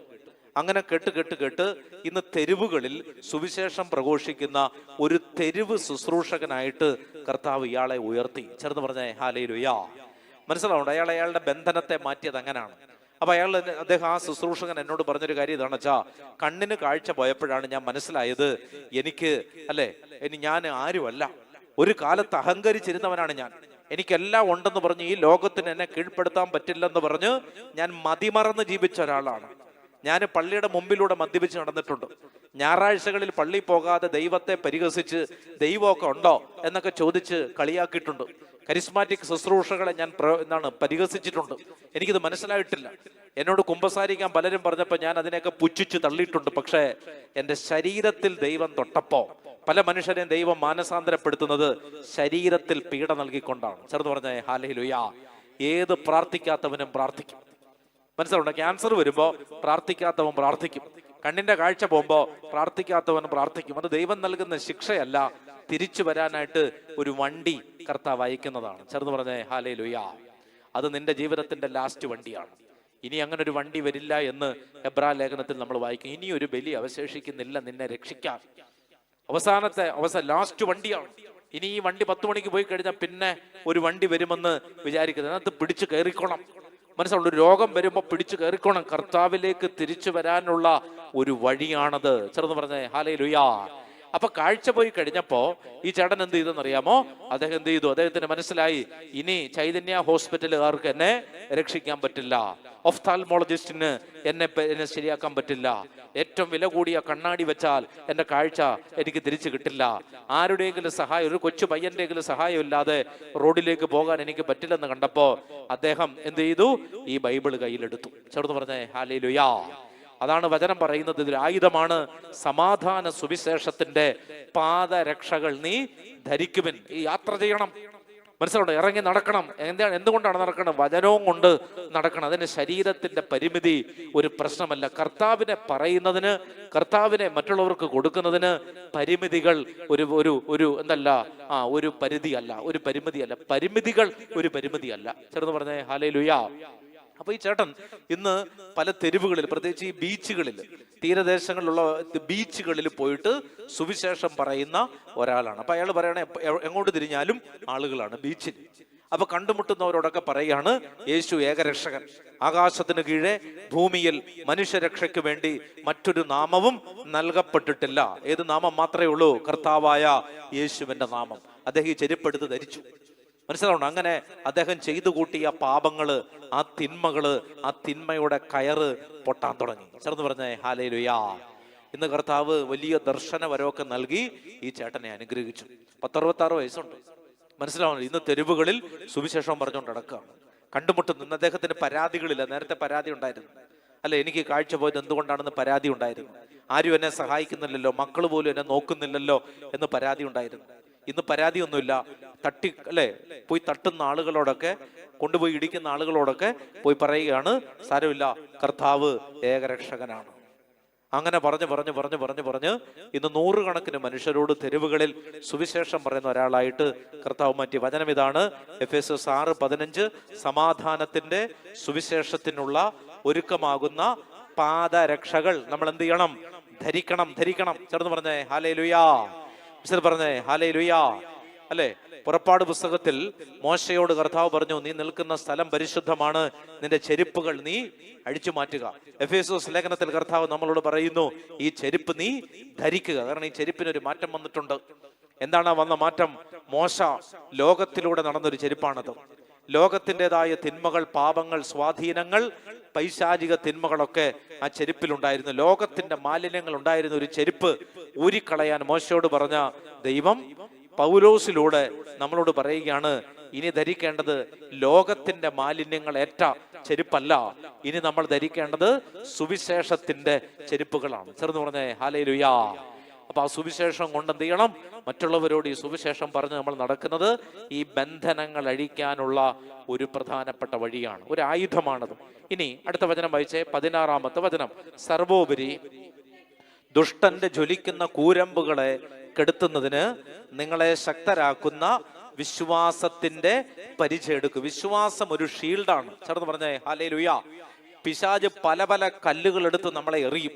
മനസ്സിലാവുണ്ടോ? നമ്മളെ വീഴ്ത്താൻ വേണ്ടി പല പല കല്ലുകൾ എടുത്ത് എറിയുമ്പോൾ ഈ വിശ്വാസത്തിന്റെ പരിചയം നമ്മുടെ ജീവിതത്തിൽ ഉണ്ടെങ്കിൽ നമുക്ക് അതിൽ നിന്ന് ഒരു മോചനം ലഭിക്കും. വിശ്വാസത്തിന്റെ പരിചയം എടുക്കണം. ഇനി അടുത്തത് എന്താണ്? രക്ഷയുടെ പടത്തൊപ്പി അണിയണം. അല്ലെ? അതായത് നമ്മൾ രക്ഷിക്കപ്പെട്ടവരാണ്, രക്ഷിക്കപ്പെടേണ്ടവരല്ല. നമ്മളെ കർത്താവ് എന്ത് ചെയ്തു? കുരിശിൽ രക്ഷിച്ചു എന്നൊരു ബോധ്യമാണ്. അതിന്റെ തൊപ്പിയാണ് നമ്മൾ വെക്കേണ്ടത്. മനസ്സിലുണ്ട്? ഒരു തൊപ്പി വെച്ച് കൊടുക്കുന്ന എപ്പോഴാ? ഒരു മെഡൽ ഇട്ട് കൊടുക്കുന്ന എപ്പോഴാ? മത്സരത്തിന് മുൻപല്ല, മത്സരം വിജയിച്ചിട്ടാണ് ഒരാൾക്ക് ക്യാപ്പിംഗ് സെറിമണി എന്ന് പറയുന്ന സെറിമണി തന്നെ ഉണ്ട്. ഡിഗ്രി പഠിച്ചു കഴിയുമ്പോൾ ഒരു ക്യാപ്പിംഗ് സെറിമണി ഉണ്ട്. ഡിഗ്രി പഠിക്കുന്നതിന് മുമ്പിട്ടല്ല, പഠിച്ചു കഴിഞ്ഞ് സർട്ടിഫിക്കറ്റ് വാങ്ങിച്ചു കഴിയുമ്പോഴാണ് ഒരു തൊപ്പി വെച്ച് തരുന്നത്. രക്ഷിക്കപ്പെടേണ്ടവരല്ല, മറിച്ച് കർത്താവ് നമ്മളെ എന്ത് ചെയ്തു? കുരിശിൽ രക്ഷിച്ചു. ചേർന്ന് പറഞ്ഞേ ഹല്ലേലൂയാ. നമ്മളതിനെ അനുഭവിച്ചെടുത്താൽ മതി. രക്ഷിച്ചു. We have to taste that salvation. നമ്മളെ രക്ഷയെ രുചിക്കണം. ആ രക്ഷയെ നമ്മൾ രുചിച്ചറിയണം. നമ്മുടെ രക്ഷയുടെ പടത്തൊപ്പി കർത്താവ് എന്നെ ആ തൊപ്പി എന്ത് ചെയ്തിട്ടുണ്ട്? ധരിപ്പിച്ചിട്ടുണ്ട്. മാമോദീസായാൽ ഒരു കിരീടം കുഞ്ഞുങ്ങൾക്ക് വെച്ചു കൊടുക്കുന്ന നിങ്ങൾ കണ്ടിട്ടുണ്ടാകും. അത് ഈ രക്ഷയുടെ പടത്തൊപ്പിയാണ്. മനസ്സിലാണ്? മാമോദീസ മുങ്ങിയ തോമസെ കർത്താവ് നിന്നെ രക്ഷിച്ചു. മാമോദീസ മുങ്ങിയ മരിയ കർത്താവ് നിന്നെ രക്ഷിച്ചിരിക്കുന്നു. കിരീടം നിന്റെ ശിരസിൽ. നീ വിജയിച്ചു. നീ വിജയിക്കപ്പെടേണ്ടവളല്ല. നീ എന്ത് ചെയ്തു? കർത്താവ് നിനക്ക് വേണ്ടി ഓടി നിന്നെയും കർത്താവ് വിജയിപ്പിച്ചു. എഴുന്നേറ്റ്. ഇത് നമ്മൾ പ്രാർത്ഥിക്കണം, വളരെ ശക്തമായിട്ട് പ്രാർത്ഥിക്കണം. ഒരു തിന്മ നമ്മുടെ ജീവിതത്തിൽ നിന്ന് വിട്ടുപോകാനായിട്ട് നമ്മൾ പ്രാർത്ഥിക്കണം. ആത്മാവിന്റെ വലിയൊരു ശക്തി കുടുംബങ്ങളിലേക്ക് വരാൻ വേണ്ടി പ്രാർത്ഥിക്കണം. കണ്ണുകൾ അടച്ച് കരങ്ങൾ ഉയർത്തി ഒന്ന് സ്തുതിക്കട്ടെ. Hallelujah, hallelujah, hallelujah, hallelujah, hallelujah, hallelujah, hallelujah. പരിശുദ്ധ പരമാ ദിവ്യകാരുണ്യത്തിന് നേരവും ആരാധനയും സ്തുതിയും പുകഴ്ചയും ഉണ്ടായിരിക്കട്ടെ. ഇരിക്കാം.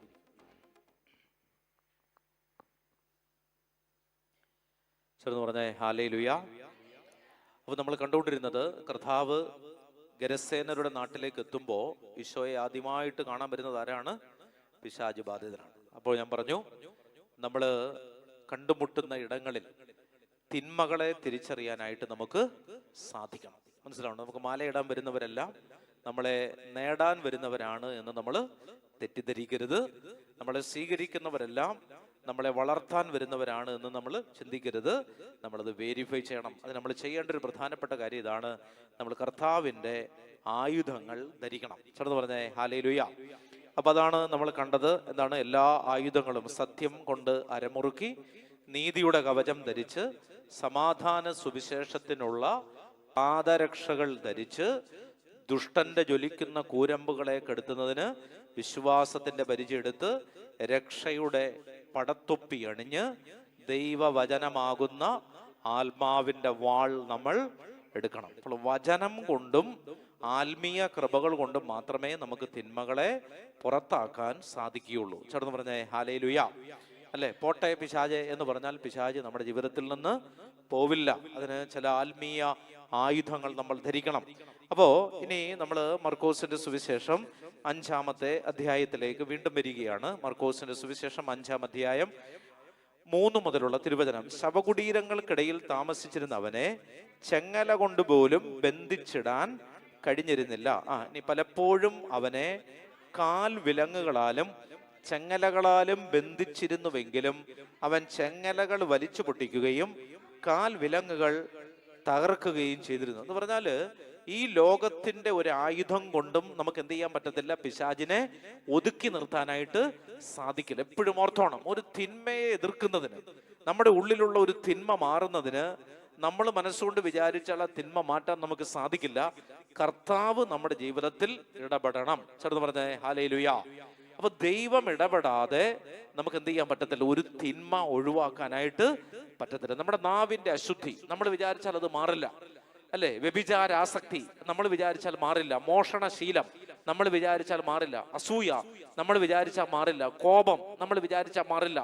നമുക്ക് ദൈവത്തിന്റെ കൃപയില്ലാതെ, ദൈവത്തിന്റെ സഹായമില്ലാതെ ഒരു തിന്മയും ഒഴിവാക്കാൻ നമുക്ക് സാധിക്കില്ല. ചേർന്ന് പറഞ്ഞേ ഹല്ലേലൂയ. ദൈവ സഹായമില്ലാതെ ഒരു തിന്മയും ഒഴിവാക്കാനായിട്ട് നമുക്ക് സാധിക്കില്ല. മനസ്സിലാവുന്നുണ്ട്? ഒരു കല്ലെടുത്ത് അപ്പുറത്തോട്ട് വെക്കുന്നതിന് ദൈവത്തിന്റെ സഹായം നമുക്ക് ആവശ്യമുണ്ട്. അതാണ് കാൽ വിലങ്ങുകളാലും ചെങ്ങലകളാലും ഇവനെ ബന്ധിച്ചിരുന്നെങ്കിലും ഇവനെ എന്ത് ചെയ്യാൻ പറ്റത്തില്ല. ഇവനെ ഒതുക്കി നിർത്താൻ, അടുത്ത വചനം അങ്ങനെയാണ്, അവനെ ഒതുക്കി നിർത്താൻ ആർക്കും കഴിഞ്ഞില്ല. ഇവനെ ഒതുങ്ങുന്നവനല്ല, ഇവനെ ഒതുക്കാൻ പറ്റത്തില്ല. മനസ്സിലാവുന്നുണ്ട്? ഇവനെ അങ്ങനെയൊന്നും ഒതുക്കാൻ പറ്റത്തില്ല. ഈ തിന്മകളോട് നിങ്ങൾ എപ്പോഴും ഓർക്കേണ്ട ഒരു കാര്യം ഇതാണ്. ഇതിനെ അങ്ങനെയൊന്നും ഒരു മെഴുതിരി കത്തിച്ചാൽ പോകുന്നത് നല്ലത്. ആ തിന്മ പള്ളിക്ക് 5000 രൂപ കൊടുത്താൽ പോകുന്നതല്ല ഒരു തിന്മ. ചേർന്ന് പറഞ്ഞേ ഹല്ലേലൂയ. അതിനെ അങ്ങനെയൊന്നും ഒതുക്കാൻ പറ്റില്ല. അതിനെ അങ്ങനെയൊന്നും ഒതുക്കാൻ പറ്റില്ല. 4 നൊവേനയിൽ തീരുന്ന നല്ലൊരു പൈശാചിക തിന്മ. ചേർന്ന് പറഞ്ഞേ ഹല്ലേലൂയ. അതിനെ ഒതുക്കി നിർത്താൻ നമുക്ക് പറ്റില്ല. ചില രോഗങ്ങൾ പോലാണ്, മരുന്ന് കഴിക്കുമ്പോൾ ഒന്ന് ഒതുങ്ങും, പക്ഷെ 2 മാസം കഴിയുമ്പോൾ വീണ്ടും ഉഗ്രരൂപം പൂണ്ട് പുറത്തേക്ക് വരും. ഇത് പോയിട്ടില്ല, ഇതിന്റെ റൂട്ട് ഇതിനകത്ത് കിടക്കാണ്, ഇതിന്റെ വേരതിനകത്ത് കിടക്കാണ്. അപ്പൊ അതുകൊണ്ട് അതിനെ ഒതുക്കി നിർത്താനായിട്ട് പോലും മനുഷ്യർക്ക് സാധിക്കില്ല. അപ്പൊ അതിന് നമുക്ക് ദൈവ സഹായം ആവശ്യമുണ്ട്. കർത്താവിന്റെ സഹായമില്ലാതെ നമുക്കതിനെ ഒന്നും ചെയ്യാൻ പറ്റില്ല. ഇനി വായിച്ചേ 5 മുതലുള്ള തിരുവചനം. രാപകൽ അവൻ കല്ലറകൾക്കിടയിലും മലകളിലുമായിരുന്നു. അവൻ അലറി വിളിക്കുകയും കല്ലുകൊണ്ട് തന്നെ തന്നെ മുറിപ്പെടുത്തുകയും ചെയ്തു. അത് പൈശാചിക സേവയുടെ ഒരു ലക്ഷണമാണ്. മനസ്സിലാവുണ്ട്. രാപകൽ കല്ലറകൾക്കിടയിലും മലകളിലുമായിരുന്നു. അങ്ങനെ അതൊരു തിന്മയാണ്. എന്ന് പറഞ്ഞാല് അവൻ ആയിരിക്കേണ്ട സ്ഥലങ്ങളിലല്ല, മനുഷ്യൻ ജീവിക്കേണ്ടത് വീടുകളിലാണ്. ചേർന്ന് പറഞ്ഞേ ഹല്ലേലൂയ. മനസ്സിലുണ്ടോ? മനുഷ്യൻ ജീവിക്കേണ്ടത് വീടുകളിലാണ്. ദൈവം അങ്ങനെയാണ് അതിനെ ക്രമീകരിച്ചിരിക്കുന്നത്. കുടുംബമായിട്ട് നിങ്ങൾ വീടുകൾ പണിത് അതിൽ വസിക്കുവിൻ എന്നാണ് ഈശോ കർത്താവ് നമുക്ക് നൽകുന്ന ഒരു വാഗ്ദാനമാണ്. നിങ്ങൾ വീടുകൾ പണിത് അതിൽ വസിക്കുവിൻ. വീടുകൾ പണിത് അതിൽ വസിക്കണം എന്നുള്ളതാണ് ബൈബിൾ നൽകുന്ന നിർദ്ദേശം. ചേർന്ന് പറഞ്ഞേ ഹല്ലേലൂയ. അലഞ്ഞു തിരിയാൻ ബൈബിൾ പഠിപ്പിക്കുന്നില്ല. അലഞ്ഞു തിരിയുന്നവരൊക്കെ എത്രയും പെട്ടെന്ന് വീട്ടിൽ കയറിക്കൊണ്ടാണ്. സന്ധിക്ക് മുൻപേ വീടെത്തിക്കോണം, അതാണ് വചനം പഠിപ്പിക്കുന്നത്. അപ്പൊ ഇവൻ കല്ലറകൾക്ക്, ഇവൻ ആയിരിക്കാൻ പാടില്ലാത്ത സ്ഥലം, അതാണ് ഈ കല്ലറ. മനസ്സിലുണ്ട്. ചിലര് രാവിലെ നേരം വെളുത്താൽ മുതൽ ബാറിലാണ്, അതൊരു ശവക്കോട്ടയാണ്. അങ്ങനെയാണ്. ചിലര് തെറ്റായ കൂട്ടുകെട്ടുകളിലാണ്, പണിക്കൊന്നും പോകത്തില്ല. ചില കൂട്ടുകെട്ടുകളോട് കൂടി ഏതെങ്കിലുമൊക്കെ കാടുകളിൽ, പൊത്തക്കാടുകളിൽ പോയിരിക്കുകയാണ്. ചില കൂട്ടുകെട്ടുകളിൽ പെട്ടിരിക്കുകയാണ്. അത് അവന്റെ ശവക്കല്ലറയാണ്. അവൻ അത് മൂലം അവൻ നശിച്ചുകൊണ്ടിരിക്കുകയാണ്. ചേർന്ന് പറഞ്ഞേ ഹല്ലേലൂയ. അവൻ കല്ലറകൾക്കിടയിലും ശവക്കോട്ടകൾക്കിടയിലും ആയിരുന്നു. അവനെ ഒതുക്കി നിർത്താൻ ആർക്കും കഴിഞ്ഞില്ല. ഇനി അവൻ ചെയ്തുകൊണ്ടിരുന്നത് എന്താണ്? അവൻ അലറി വിളിക്കുകയും, വായിച്ചോ, കല്ലുകൊണ്ട് തന്നെ തന്നെ മുറിപ്പെടുത്തുകയും ചെയ്തിരുന്നു. അത് പൈശാചികതയുടെ അങ്ങറ്റമാണ്. ചില ആളുകള് അവരവരെ തന്നെ പീഡിപ്പിക്കുന്നതിൽ മിടുക്കന്മാരാണ്. ചേർന്ന് പറഞ്ഞേ ഹല്ലേലൂയ. അവരവരെ പണ്ട് നമ്മൾ ഈ വിഷയത്തെ പറ്റി ഒരു ശനിയാഴ്ച സംസാരിച്ചിട്ടുള്ളതുകൊണ്ട് ഞാൻ അതിലേക്ക് അധികം പോകുന്നില്ല. അതായത് അകാരണമായ ദുഃഖം പാടില്ല എന്നൊരു വചനമുണ്ട്. എന്താണ് അകാരണമായ ദുഃഖം പാടില്ല? ചില കാര്യം രാവിലെ എഴുന്നേൽക്കുമ്പോൾ മുതലേ ചില ആളുകൾ, അതൊരു മാനസിക പ്രശ്നമാണ്. രാവിലെ എഴുന്നേൽക്കുമ്പോൾ മുതലേ ഇങ്ങനെ വിഷമിച്ചിരിക്കുകയാണ്. അവർക്ക് അതിലെന്തോ ഒരു സന്തോഷമാണ്. ചേർന്ന് പറഞ്ഞേ ഹല്ലേലൂയ. അതായത് അവർ ചിന്തിക്കുകയാണ്, അവർ നമ്മളെ വഴക്ക് പറഞ്ഞു, ഇവർ വഴക്ക് പറഞ്ഞു, അപ്പൊ നമ്മൾ സ്വന്തമായിട്ട് ഇങ്ങനെ വിഷമിച്ചിരിക്കുകയാണ്. അത് ഇറ്റ്സ് എ സൈക്കോളജിക്കൽ ഡിസോർഡർ. ചേർന്ന് പറഞ്ഞേ ഹല്ലേലൂയ. എത്രയും പെട്ടെന്ന് ഗുളിക കഴിച്ചോണം. അതൊരു മാനസിക രോഗമാണ്. മനസ്സിലാവുന്നുണ്ടോ? അത് മനസ്സിന് ബലമില്ല. രാവിലെ തൊട്ടേ ഇങ്ങനെ ഇരുന്ന് ഭയങ്കര വ്യാകുല മാതാവിനെ പോലെ ഇരിക്കുകയാണ്. രാവിലെ 4 കുറ്റി പുട്ടും കഴിച്ചിട്ടിരിക്കുകയാണ്, പക്ഷെ എന്നാലും ഇരിക്കുന്നത് വ്യാകുല മാതാവിനെ പോലാണ്. മനസ്സിലാവും? ഒരു സന്തോഷവും ഇല്ല. എല്ലാ വിഷയത്തിനും തോറ്റിട്ടും അപ്പന് വഴക്കൊന്നും പറഞ്ഞിട്ടില്ല, എന്നാലും വിഷമിച്ചിരിക്കുകയാണ്. വചനം പറയുകയാണ് അകാരണമായ ദുഃഖം പാപമാണ്. ചേർന്ന് പറഞ്ഞേ ഹല്ലേലൂയ. ദൈവം നമ്മളെ ഈ ഭൂമിയിലേക്ക് വിട്ടിരിക്കുന്നത് എന്താണ്? സന്തോഷിക്കാനും സമാധാനിപ്പിക്കാനും ആശ്വസിപ്പിക്കാനും വേണ്ടിയിട്ടാണ്. എപ്പോഴും ഓർത്തോണം. ചില അച്ഛന്മാരെ കണ്ടാൽ നമുക്ക് തോന്നും ഈ നാട് വിട്ടു പോയാലെന്ന് തോന്നും. മനസ്സിലുണ്ട്. ചിലരെ കണ്ടാൽ നമ്മൾ അന്നേരം ഡിമ്മാവും. ചില ആളുകൾ അങ്ങനെയാണ്. മനസ്സിലുണ്ട്. ഭയങ്കര വിഷമം. അതൊരിക്കലും ആത്മീയതയുടെ ഭാഗമല്ല. ആത്മീയത ഉള്ളവന്റെ മുഖം എപ്പോഴും ഇങ്ങനെ തേജസ്സായിരിക്കും. ചെറുത് പറഞ്ഞേ ഹല്ലേലൂയ. അവൻ എന്ത് കാര്യം വന്നാലും അതിൽ ഒരു നന്മ കണ്ടെത്തി അതിൽ പോസിറ്റീവായിട്ട് സന്തോഷിക്കുന്നവനാണ്. മനസ്സിലാവേണ്ടത്. അപ്പൊ നമുക്ക് എങ്ങനെയോ ചില ധാരണയുണ്ട്, ആത്മീയതയാണ് ഇങ്ങനെ വിഷമിച്ചിരിക്കുന്നത്. No, it's never. ചെറുത് പറഞ്ഞേ ഹല്ലേലൂയ. കുരിശിൽ കിടന്നപ്പോ പോലും കർത്താവ് പറഞ്ഞത് എനിക്ക് ദാഹിക്കുന്നു, കുറച്ചുകൂടെ വെള്ളം തരൂ എന്നാണ്. അപ്പോ ഈ ഒരു ചിന്ത നമ്മുടെ മനസ്സിൽ വേണം. അകാരണമായ ദുഃഖം ഒരു പാപമാണ് എന്ന് വചനം പഠിപ്പിക്കുന്നുണ്ട്. അകാരണമായ ദുഃഖം, അതിനെപ്പറ്റി സുഭാഷിതങ്ങൾ നമ്മൾ വായിക്കുന്ന വചനം എങ്ങനെയാണ്? അകാരണമായ ദുഃഖം ആർക്കാണ് ആവശ്യമില്ലാത്ത മുറിവുകൾ? ആരുടെ കണ്ണാണ് ചുമന്നിരിക്കുന്നത്? മദ്യപിച്ച് ലഹരി പിടിച്ച് നടക്കുന്നവൻ എന്നാണ് വചനം പറയുന്നത്. ചേർന്ന് പറഞ്ഞേ ഹല്ലേലൂയ. അപ്പൊ ചില ആളുകൾ അങ്ങനെയാണ്. 10 രൂപയുടെ കടയുള്ളൂ, പക്ഷെ മുഖമൊക്കെ കണ്ടാൽ 4000 കോടി രൂപ കടയുള്ള അംബാനിയെ പോലെ തോന്നും. 4 രൂപയുള്ളൂ. ഇന്നലെ മീൻ വാങ്ങിച്ചതിന്റെ 10 രൂപ കൊടുക്കാനേ ഉള്ളൂ, പക്ഷെ മുഖഭാവവും രീതികളൊക്കെ കണ്ടാൽ ഈ ലോകത്തിൽ ഏറ്റവും വലിയ സഹനപുത്രി നമ്മളാണ്. അങ്ങനെ എന്തോ അവതരിപ്പിക്കുന്നതിൽ എന്തോ ഒരു ആത്മീയ സന്തോഷം, അത് കടുത്ത മാനസിക രോഗമാണ്. ചേർന്ന് പറഞ്ഞേ ഹല്ലേലൂയ. ധ്യാനം കഴിഞ്ഞ് നേരെ പൊക്കോണം ഓളംപാറയിലേക്ക് പോയി 4 മരുന്ന് വാങ്ങിച്ച് കഴിയുമ്പോഴത്തേക്ക് അത് മാറും. കർത്താവ് തന്നിരിക്കുന്ന സാഹചര്യങ്ങളിൽ സന്തോഷിക്കാൻ പറ്റാത്തത് ഒരു രോഗമാണ്, ഒരു ആത്മീയ രോഗം. മനസ്സിലാവുണ്ട്. Spiritual as well as is a psychological disorder. ചേർന്ന് പറഞ്ഞേ ഹല്ലേലൂയ. അപ്പൊ അതൊരു ഒരു സന്തോഷത്തിന്റെ ഒരു ഒരു ഒരു ജീവിതമാണ് കർത്താവ് നമുക്ക് നൽകിയിരിക്കുന്നത്. ഇത്രയും വലിയ ഒരു ഒരു ഒരു ഒരു വലിയ വേദന വന്നിട്ടും പരിശുദ്ധ അമ്മയെ പറ്റി പറയുന്നതാണ്. അമ്മ പറയുകയാണ്, എന്റെ ചിത്തം എന്റെ രക്ഷകനായ ദൈവത്തിൽ വിഷമിക്കുന്നു. ആണോ? നോ, അല്ല. എന്റെ ചിത്തം എന്റെ രക്ഷകനായ ദൈവത്തിൽ. ലോകത്തിൽ ഏറ്റവും വലിയ സഹനപുത്രിയാണ് പരിശുദ്ധ അമ്മ. അമ്മ പറയുകയാണ്, എന്റെ ചിത്തം എന്റെ രക്ഷകനായ ദൈവത്തിൽ എന്ത് ചെയ്യുന്നു? ആനന്ദിക്കുന്നു. ആനന്ദിക്കുന്നു. Rejoice in Lord. അതാണ് സങ്കീർത്തനം നമ്മെ പഠിപ്പിക്കുന്നത്. Rejoice in Lord. ദൈവത്തിൽ സന്തോഷിക്കുക, കർത്താവിൽ ആനന്ദിക്കുക. കർത്താവിൽ ആനന്ദിക്കുക, അവിടുന്ന് നിന്റെ ആഗ്രഹങ്ങൾ സാധിച്ചു തരും. അതാണ് സങ്കീർത്തനം 37 നമ്മൾ കാണുന്ന. ഈ കർത്താവിൽ എന്ത് ചെയ്യണം? ആനന്ദം. കർത്താവിൽ പോയി വിഷമിച്ച് പ്രാർത്ഥിച്ചാൽ ദൈവം ആ പ്രാർത്ഥന കേൾക്കില്ല. മനസ്സിലാവണം? നമ്മൾ വിചാരിച്ചു വെച്ചിരിക്കുന്ന കരഞ്ഞോണ്ട് പ്രാർത്ഥിച്ചാൽ അത് വേറൊരു ഇതാണ്. നമ്മൾ വിചാരിക്കുന്ന എപ്പോഴും കരഞ്ഞോണ്ട് പ്രാർത്ഥിച്ചാൽ, എനിക്കത് ഇതുവരെ മനസ്സിലായിട്ടില്ല. ഇനി എന്റെ കുഴപ്പമാണെന്നൊന്നും അറിയാൻ പറ്റത്തില്ല. ഞാൻ ഇനി ഉളംപാറയിലേക്ക് പോകണമെന്ന് അറിയാൻ പാടില്ല. കരഞ്ഞോണ്ട് പ്രാർത്ഥിച്ചാലേ ദൈവം കേൾക്കത്തുള്ളൂ എന്നൊരു ചിന്തയുണ്ടോ? അങ്ങനെയല്ല. Never. I don't believe that. ചേർത്ത് പറഞ്ഞേ ഹല്ലേലൂയ. അല്ലെ, ഒരു ദൈവസ്നേഹം വരുമ്പോൾ നമ്മൾ കരയും, അത് വേറൊരു കാര്യം. ഒരു പരിശുദ്ധാത്മ അഭിഷേകം നമ്മിലേക്ക് വരുമ്പോൾ നമുക്ക് ഒരു കരച്ചിൽ വരും. താങ്ങാനാവാത്തൊരു ഒരു സ്നേഹം നമ്മുടെ ഉള്ളിൽ വരുമ്പോൾ നമുക്ക്, അല്ലെ, നിങ്ങൾ എയർപോർട്ടിൽ പോയിട്ടുണ്ടെങ്കിൽ എയർപോർട്ടിന്റെ എല്ലാ ഭാഗത്തും കരച്ചിലുള്ളൊരു സ്ഥലമാണ് എയർപോർട്ട്. അല്ലെ, പോകുന്നവരെ ഓർത്ത് ഇനി ഈ സാധനത്തെ കാണാൻ പറ്റില്ലല്ലോ എന്നോർത്ത് കരയുന്നവരുണ്ട്. വേറൊരാൾ ഇറങ്ങി വരുമ്പോൾ വന്നല്ലോ എന്നോർത്ത് കരയുന്നവരും ഉണ്ട്. 2 അറൈവൽ ഡിപ്പാർച്ചറിലും കരച്ചിലുള്ളൊരു സ്ഥലമാണ് എവിടെ? ഈ എയർപോർട്ട്. അപ്പോ ഈ എന്ന് പറഞ്ഞതുപോലെ ഈ സന്തോഷം, അല്ലെ, ചില ആളുകളെ കാണുമ്പോ, അല്ലെ, 3-4 വർഷം ഗൾഫിലായിരുന്നു, അല്ലെ, പെട്ടിക്കകത്താണ് നോട്ടം എങ്കിലും നമ്മൾ എന്ത് ചെയ്യും? ഭയങ്കര ആളെ കണ്ടല്ലോ എന്ന് ഓർത്ത് നമ്മൾ ഭയങ്കരമായിട്ട് കരയും. വന്നതിലുള്ള പിന്നെ ദേഷ്യം കൊണ്ടാണോ? അല്ല, പെട്ടെന്ന് കണ്ടപ്പോ ആ എക്സൈറ്റ്മെന്റിൽ എന്ത് ചെയ്തതാണ്? കരഞ്ഞതാണ്. അത് സന്തോഷം കൊണ്ടുള്ള കരച്ചിലാണ്. ചേർന്ന് പറഞ്ഞേ ഹല്ലേലൂയ. അല്ലാതെ വിഷമം കൊണ്ടുള്ള കരച്ചിലാണോ? അല്ല. വിഷമമുണ്ട് എങ്കിൽ അത് പുറത്ത് കാണിക്കത്തില്ല. പക്ഷെ ഇപ്പം വന്നിരിക്കുന്ന ആ സന്തോഷം എന്താണ്? സന്തോഷം കൊണ്ടുള്ള കരച്ചിലാണ്. സന്തോഷം വന്നാലും കരച്ചിൽ വരും. ചേർന്ന് പറഞ്ഞേ ഹല്ലേലൂയ. അപ്പൊ നമ്മൾ പ്രാർത്ഥിക്കുമ്പോൾ ശരിക്കും പറഞ്ഞാൽ വിഷമിച്ചുള്ള കരച്ചിലല്ല ദൈവം കേൾക്കുന്നത്. മനസ്സിലാവുന്നുണ്ടോ? ദൈവം എന്തിനാണ് ഈ വിഷമമെല്ലാം അവിടെ കേൾക്കുന്നത്? നമുക്ക് തന്നിരിക്കുന്ന ആ കാര്യത്തിൽ നമുക്കൊരു സന്തോഷം ഉണ്ടാകണം. അപ്പൊ അതുകൊണ്ട് പ്രാർത്ഥിക്കുമ്പോൾ എന്ത് ചെയ്യണം? നമ്മൾ ചിരിച്ചുകൊണ്ട് പ്രാർത്ഥിക്കണം. അതാണ് ശരിക്കും ബൈബിൾ പഠിപ്പിക്കുന്ന ഒരു രീതി. പരിശുദ്ധ അമ്മ പഠിപ്പിച്ച രീതി ഇതാണ്.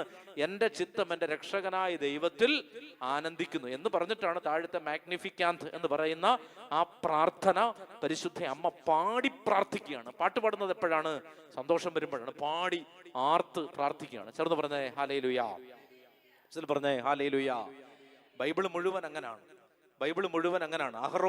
അഹറോന്റെ സഹോദരി മിരിയാം, അവളെ പറ്റി പറയുന്ന, അവള് തപ്പുകൊട്ടി പാട്ടുപാടി എന്നാണ്. മനസ്സിലാവുന്നത്? ചില വിഷമങ്ങളൊക്കെ ഉണ്ടായിരുന്നു, പക്ഷെ അവൾ എന്ത് ചെയ്തു? തപ്പൊക്കെ കൊട്ടി പാട്ടുപാടി. അല്ലെ, അന്നു മിരിയാം തപ്പുതാളത്താൽ. അപ്പോ എന്ന് പറഞ്ഞതുപോലെയാണ്. അപ്പൊ കർത്താവിന്റെ മുൻപിൽ പാട്ട് പാടുമ്പോ അപ്പൊ ആ ഒരു ആനന്ദം നമ്മുടെ ഉള്ളില് നഷ്ടപ്പെട്ടു പോയി. അല്ലെ, ഇവിടെ പിശാച് ബാധിച്ചവന്റെ സ്വഭാവമാണ് എന്ത്? എപ്പോഴും കരച്ചിൽ. ചില വീടുകളിൽ ചെന്നാൽ ചില അമ്മച്ചിമാര് 24 മണിക്കൂറും കരച്ചിലാണ്. അത് ദൈവാത്മാവല്ല പ്രവർത്തിക്കുന്നത്, മറിച്ച് തിന്മയാണ് പ്രവർത്തിക്കുന്നത്. ചേർന്ന് പറഞ്ഞേ ഹല്ലേലൂയ. മനസ്സിലാവുന്നുണ്ടോ? തിന്മ 24 മണിക്കൂറും കരച്ചിലാണ്. വികാരി അച്ഛൻ വീട്ടിൽ വന്ന കരച്ചില്, വേറെ ആരെങ്കിലും വീട്ടിൽ വന്ന കരച്ചില്, വാർഡ് മെമ്പർ വന്നാലും കരച്ചില്. അയാൾക്ക് മനസ്സിലാവുന്നില്ല ഇത് എന്തിനാ കരയുന്നതെന്ന്. മനസ്സിലാവുന്നുണ്ടോ? 4 ആടുണ്ടെന്ന് പറയാൻ വേണ്ടിയിട്ടാണ് അമ്മച്ചിയുടെ അടുത്ത് വന്നത്, പക്ഷെ അമ്മച്ചി അന്നേരവും കരച്ചിലാണ്. അപ്പൊ അതുകൊണ്ട് അതൊരു ആത്മീയതയല്ല. മനസ്സിലാവുന്നുണ്ടോ? അങ്ങനെ അതല്ല ആത്മീയത. അപ്പൊ ഇവിടെ പിശാച് ബാധിച്ചവന്റെ പ്രത്യേകത എന്താണ്? അവൻ ഇങ്ങനെ അലറി വിളിക്കും. മനസ്സിലാവുന്നുണ്ട്? ചില വീടുകളിൽ എപ്പോഴും ഈ അലർച്ച കേൾക്കാം. അലറി കൂവി വിളിക്കും. അല്ലെ, അവർ തമ്മിൽ സംസാരിക്കുന്ന അലറിക്കൊണ്ടാണ്. അതൊരു തിന്മയുടെ സ്വാധീനമാണ്. ഇനി തന്നെ മുറിപ്പെടുത്തും. അതാണ് ഞാൻ പറഞ്ഞത്. ചില ആളുകൾ തന്നെ മുറിപ്പെടുത്തും. അല്ലെ, ബ്ലേഡ് കൊണ്ട് വരയ്ക്കുക. ചില രോഗങ്ങളാണ്, എന്നാൽ പോലും ഞാൻ പറയുകയാണ്. ബ്ലേഡ് കൊണ്ട് വരയ്ക്കുക, തല പോയി ഇടിക്കുക, നെഞ്ചത്തിടിക്കുക. അതൊന്നും ആത്മീയമാണെന്ന് വിചാരിക്കരുത്. മനസ്സിലാവുണ്ടോ? ചേച്ചിമാർക്കുള്ളൊരു പ്രധാനപ്പെട്ട പ്രശ്നമാണ് നെഞ്ചത്തിടിക്കുക. അതുകൊണ്ട് ഒരു ഗുണമെന്ന് പറഞ്ഞാൽ എന്താണ്, ബ്ലഡ് സർക്കുലേഷൻ നന്നാവും. അത് അങ്ങനെ ഒരു പ്രയോജനമുണ്ട്. പക്ഷെ പരിധിയിൽ കൂടുതൽ ഇടിക്കരുത്. ചേർന്ന് പറഞ്ഞേ ഹല്ലേലൂയ. അല്ലെ, ഒന്ന് അലിയാനൊക്കെ നല്ലതാണ്. ഒട്ടും അലിവില്ലാത്ത ആളുകളാണല്ലോ. അപ്പൊ ഒന്ന് അലിയാൻ ഇടിക്കുന്നത് നല്ലതാണ്. പക്ഷേ ഇടിക്കുമ്പോൾ ഓർത്തോണം നമ്മുടെ നെഞ്ചിലേക്കാണ് ഇടിക്കുന്നത്. അപ്പോൾ തന്നെത്താനെ മുറിപ്പെടുത്തുക, രോഗം വന്നിട്ട് ആശുപത്രി പോവാതിരിക്കുക. മനസ്സിലാവുന്നുണ്ടോ? കഴിക്കേണ്ട മരുന്നുകൾ വാശി പിടിച്ച് കഴിക്കാതിരിക്കുക, ആഹാരം കഴിക്കാതിരിക്കുക. ഇതൊക്കെ മാരക തിന്മകളാണ്. ചേർന്ന് പറഞ്ഞേ ഹല്ലേലൂയ. മനസ്സിലാവുന്നു? ഡോക്ടർ ഒരു മരുന്ന് പ്രിസ്ക്രൈബ് ചെയ്തിട്ട് ഒരു വാശിപ്പുറത്ത് അത് കഴിക്കാതിരിക്കുന്നത് ശരീരത്തോട് കാണിക്കുന്ന അനാദരവാണ്. ശരീരം ദൈവത്തിന്റെ ആലയമാണ്. അത് നശിപ്പിക്കുന്നവനെ ദൈവവും നശിപ്പിക്കും. അതാണ് വചനം. അപ്പൊ ശരീരം സൂക്ഷിക്കുന്നില്ല, ശരീരം വൃത്തിയായിട്ട് സൂക്ഷിക്കുന്നില്ല, മെനഞ്ഞാന്നങ്ങാണ്ട് കുളിച്ചതാണ്, മഴയാന്ന് പറഞ്ഞുകൊണ്ടിരിക്കുകയാണ്. അങ്ങനെയുള്ളവനെ ദൈവം നശിപ്പിക്കും. അതൊരു തിന്മയുടെ സ്വാധീനമാണ്. ചെറുത് പറഞ്ഞേ ഹല്ലേലൂയ. ശരീരം വൃത്തിയായിട്ട് സൂക്ഷിക്കാതിരിക്കുക, ശരിയായ രീതിയിലുള്ള വസ്ത്രധാരണം നടത്താതിരിക്കുക, അതെല്ലാം ശരീരത്തിനെതിരെ ചെയ്യുന്ന തിന്മകളാണ്. അപ്പൊ അത് ഇവിടെ വചനം പറയുകയാണ്, തിന്മ നിറഞ്ഞവന്റെ പ്രത്യേകത എന്താ? അവൻ തന്നെ മുറിപ്പെടുത്തിക്കൊണ്ടിരിക്കുകയാണ്. അങ്ങനെയുള്ള കുട്ടികളെ ഞാൻ കണ്ടിട്ടുണ്ട്, കോളേജിലുണ്ട് അങ്ങനെയുള്ള പിള്ളേര്. അവര് എന്തെങ്കിലും വന്നു കഴിഞ്ഞാൽ ഉടനെ പോയി തന്നെത്താനെ പോയി ഭിത്തി പോയി തലയിടിക്കും. നമുക്ക് ഭയങ്കര ബുദ്ധിമുട്ടാണ്, മനസ്സിലാവുന്നുണ്ട്. സ്വന്തം ബ്ലഡ് കാണുമ്പോൾ സന്തോഷിക്കുന്ന ആളുകളുണ്ട്. അത് വലിയ ഒരു ഭയങ്കര തിന്മയാണത്. ഭയങ്കര ഒരു തിന്മയുടെ ഒരു അങ്ങറ്റമാണ്, ഒരു എക്സ്ട്രീം ലെവലാണത്. തന്നെത്താൻ ഇടിക്കുക, കൈമുറിക്കുക, ഞരമ്പ് വെക്കുക. അപ്പൊ ഇങ്ങനെയൊക്കെയുള്ള കാര്യങ്ങള് അതൊരു നല്ല കാര്യമാണ് എന്ന് വിചാരിക്കുന്നത്. അതെന്തോ വലിയ മഹത്വമായിട്ട് ചിത്രീകരിക്കുന്നത് പലപ്പോഴും ഞാൻ കേട്ടിട്ടുണ്ട്. അങ്ങനെയല്ല, മനസ്സിലാവും. ഞാൻ ഇപ്പൊ ചാടും എന്ന് പറയുന്നത് അല്ലെ, അങ്ങനെ പറയാൻ പോലും പാടില്ല. വചനം എന്താണെന്ന് അറിയാമോ? 10 തവണ പറഞ്ഞാൽ നിനക്ക് ചാടേണ്ട ഒരു സാഹചര്യം നിന്റെ ജീവിതത്തിൽ വരും. ചെറുത് പറഞ്ഞേ ഹല്ലേലൂയ. എന്തു പറയുന്നോ അത് സംഭവിക്കും. നിന്റെ വാക്കുകളാൽ നീ നീതീകരിക്കപ്പെടുന്നതാണ് വചനം പറയണം. ഞാൻ ഇപ്പൊ ചാവും. പ്രശ്നം എന്താണെന്നറിയാമോ? അന്നേരം ഒന്നും നീ ചാവത്തില്ല, പേടിക്കരുത്. അന്നേരം ഒന്നും ചാവത്തില്ല. പക്ഷെ ചാവേണ്ട ഒരു സാഹചര്യം ജീവിതത്തിൽ കർത്താവ് കൊണ്ടുതരും. അന്നേരം പിന്നെ കൈകാലിട്ട് അടിക്കേണ്ടതായിട്ട് വരും. കർത്താവേ, ഒരു നിമിഷമെങ്കിലും, 1 മണിക്കൂർ കൂടി, ഒരു ദിവസം കൂടി ആയുസ് കൂട്ടി തരുമോ എന്ന് പ്രാർത്ഥിക്കേണ്ട ഒരു ഗതികേട് ഉണ്ടാവരുത്. അങ്ങനെ പ്രാർത്ഥിക്കേണ്ട ഒരു ഗതികേട് ഉണ്ടാവരുത്. അപ്പൊ ഇത് തിന്മയുടെ ഒരു ലക്ഷണമാണ്. എന്താണ്? അലറി വിളിക്കുകയും കല്ലുകൊണ്ട് തന്നെ മുറിപ്പെടുത്തുകയും ചെയ്യുക. തന്നെ മുറിപ്പെടുത്തുക അല്ലേ? മദ്യപിച്ച് സ്വന്തം സമ്പത്ത് മുഴുവൻ നശിപ്പിച്ച് കളയുന്നവൻ ഈ കാറ്റഗറി വരുന്നവനാണ്. അവൻ തന്നെ നശിപ്പിച്ചുകൊണ്ടിരിക്കുക. പല രീതികളിലാന്നേ ഉള്ളൂ.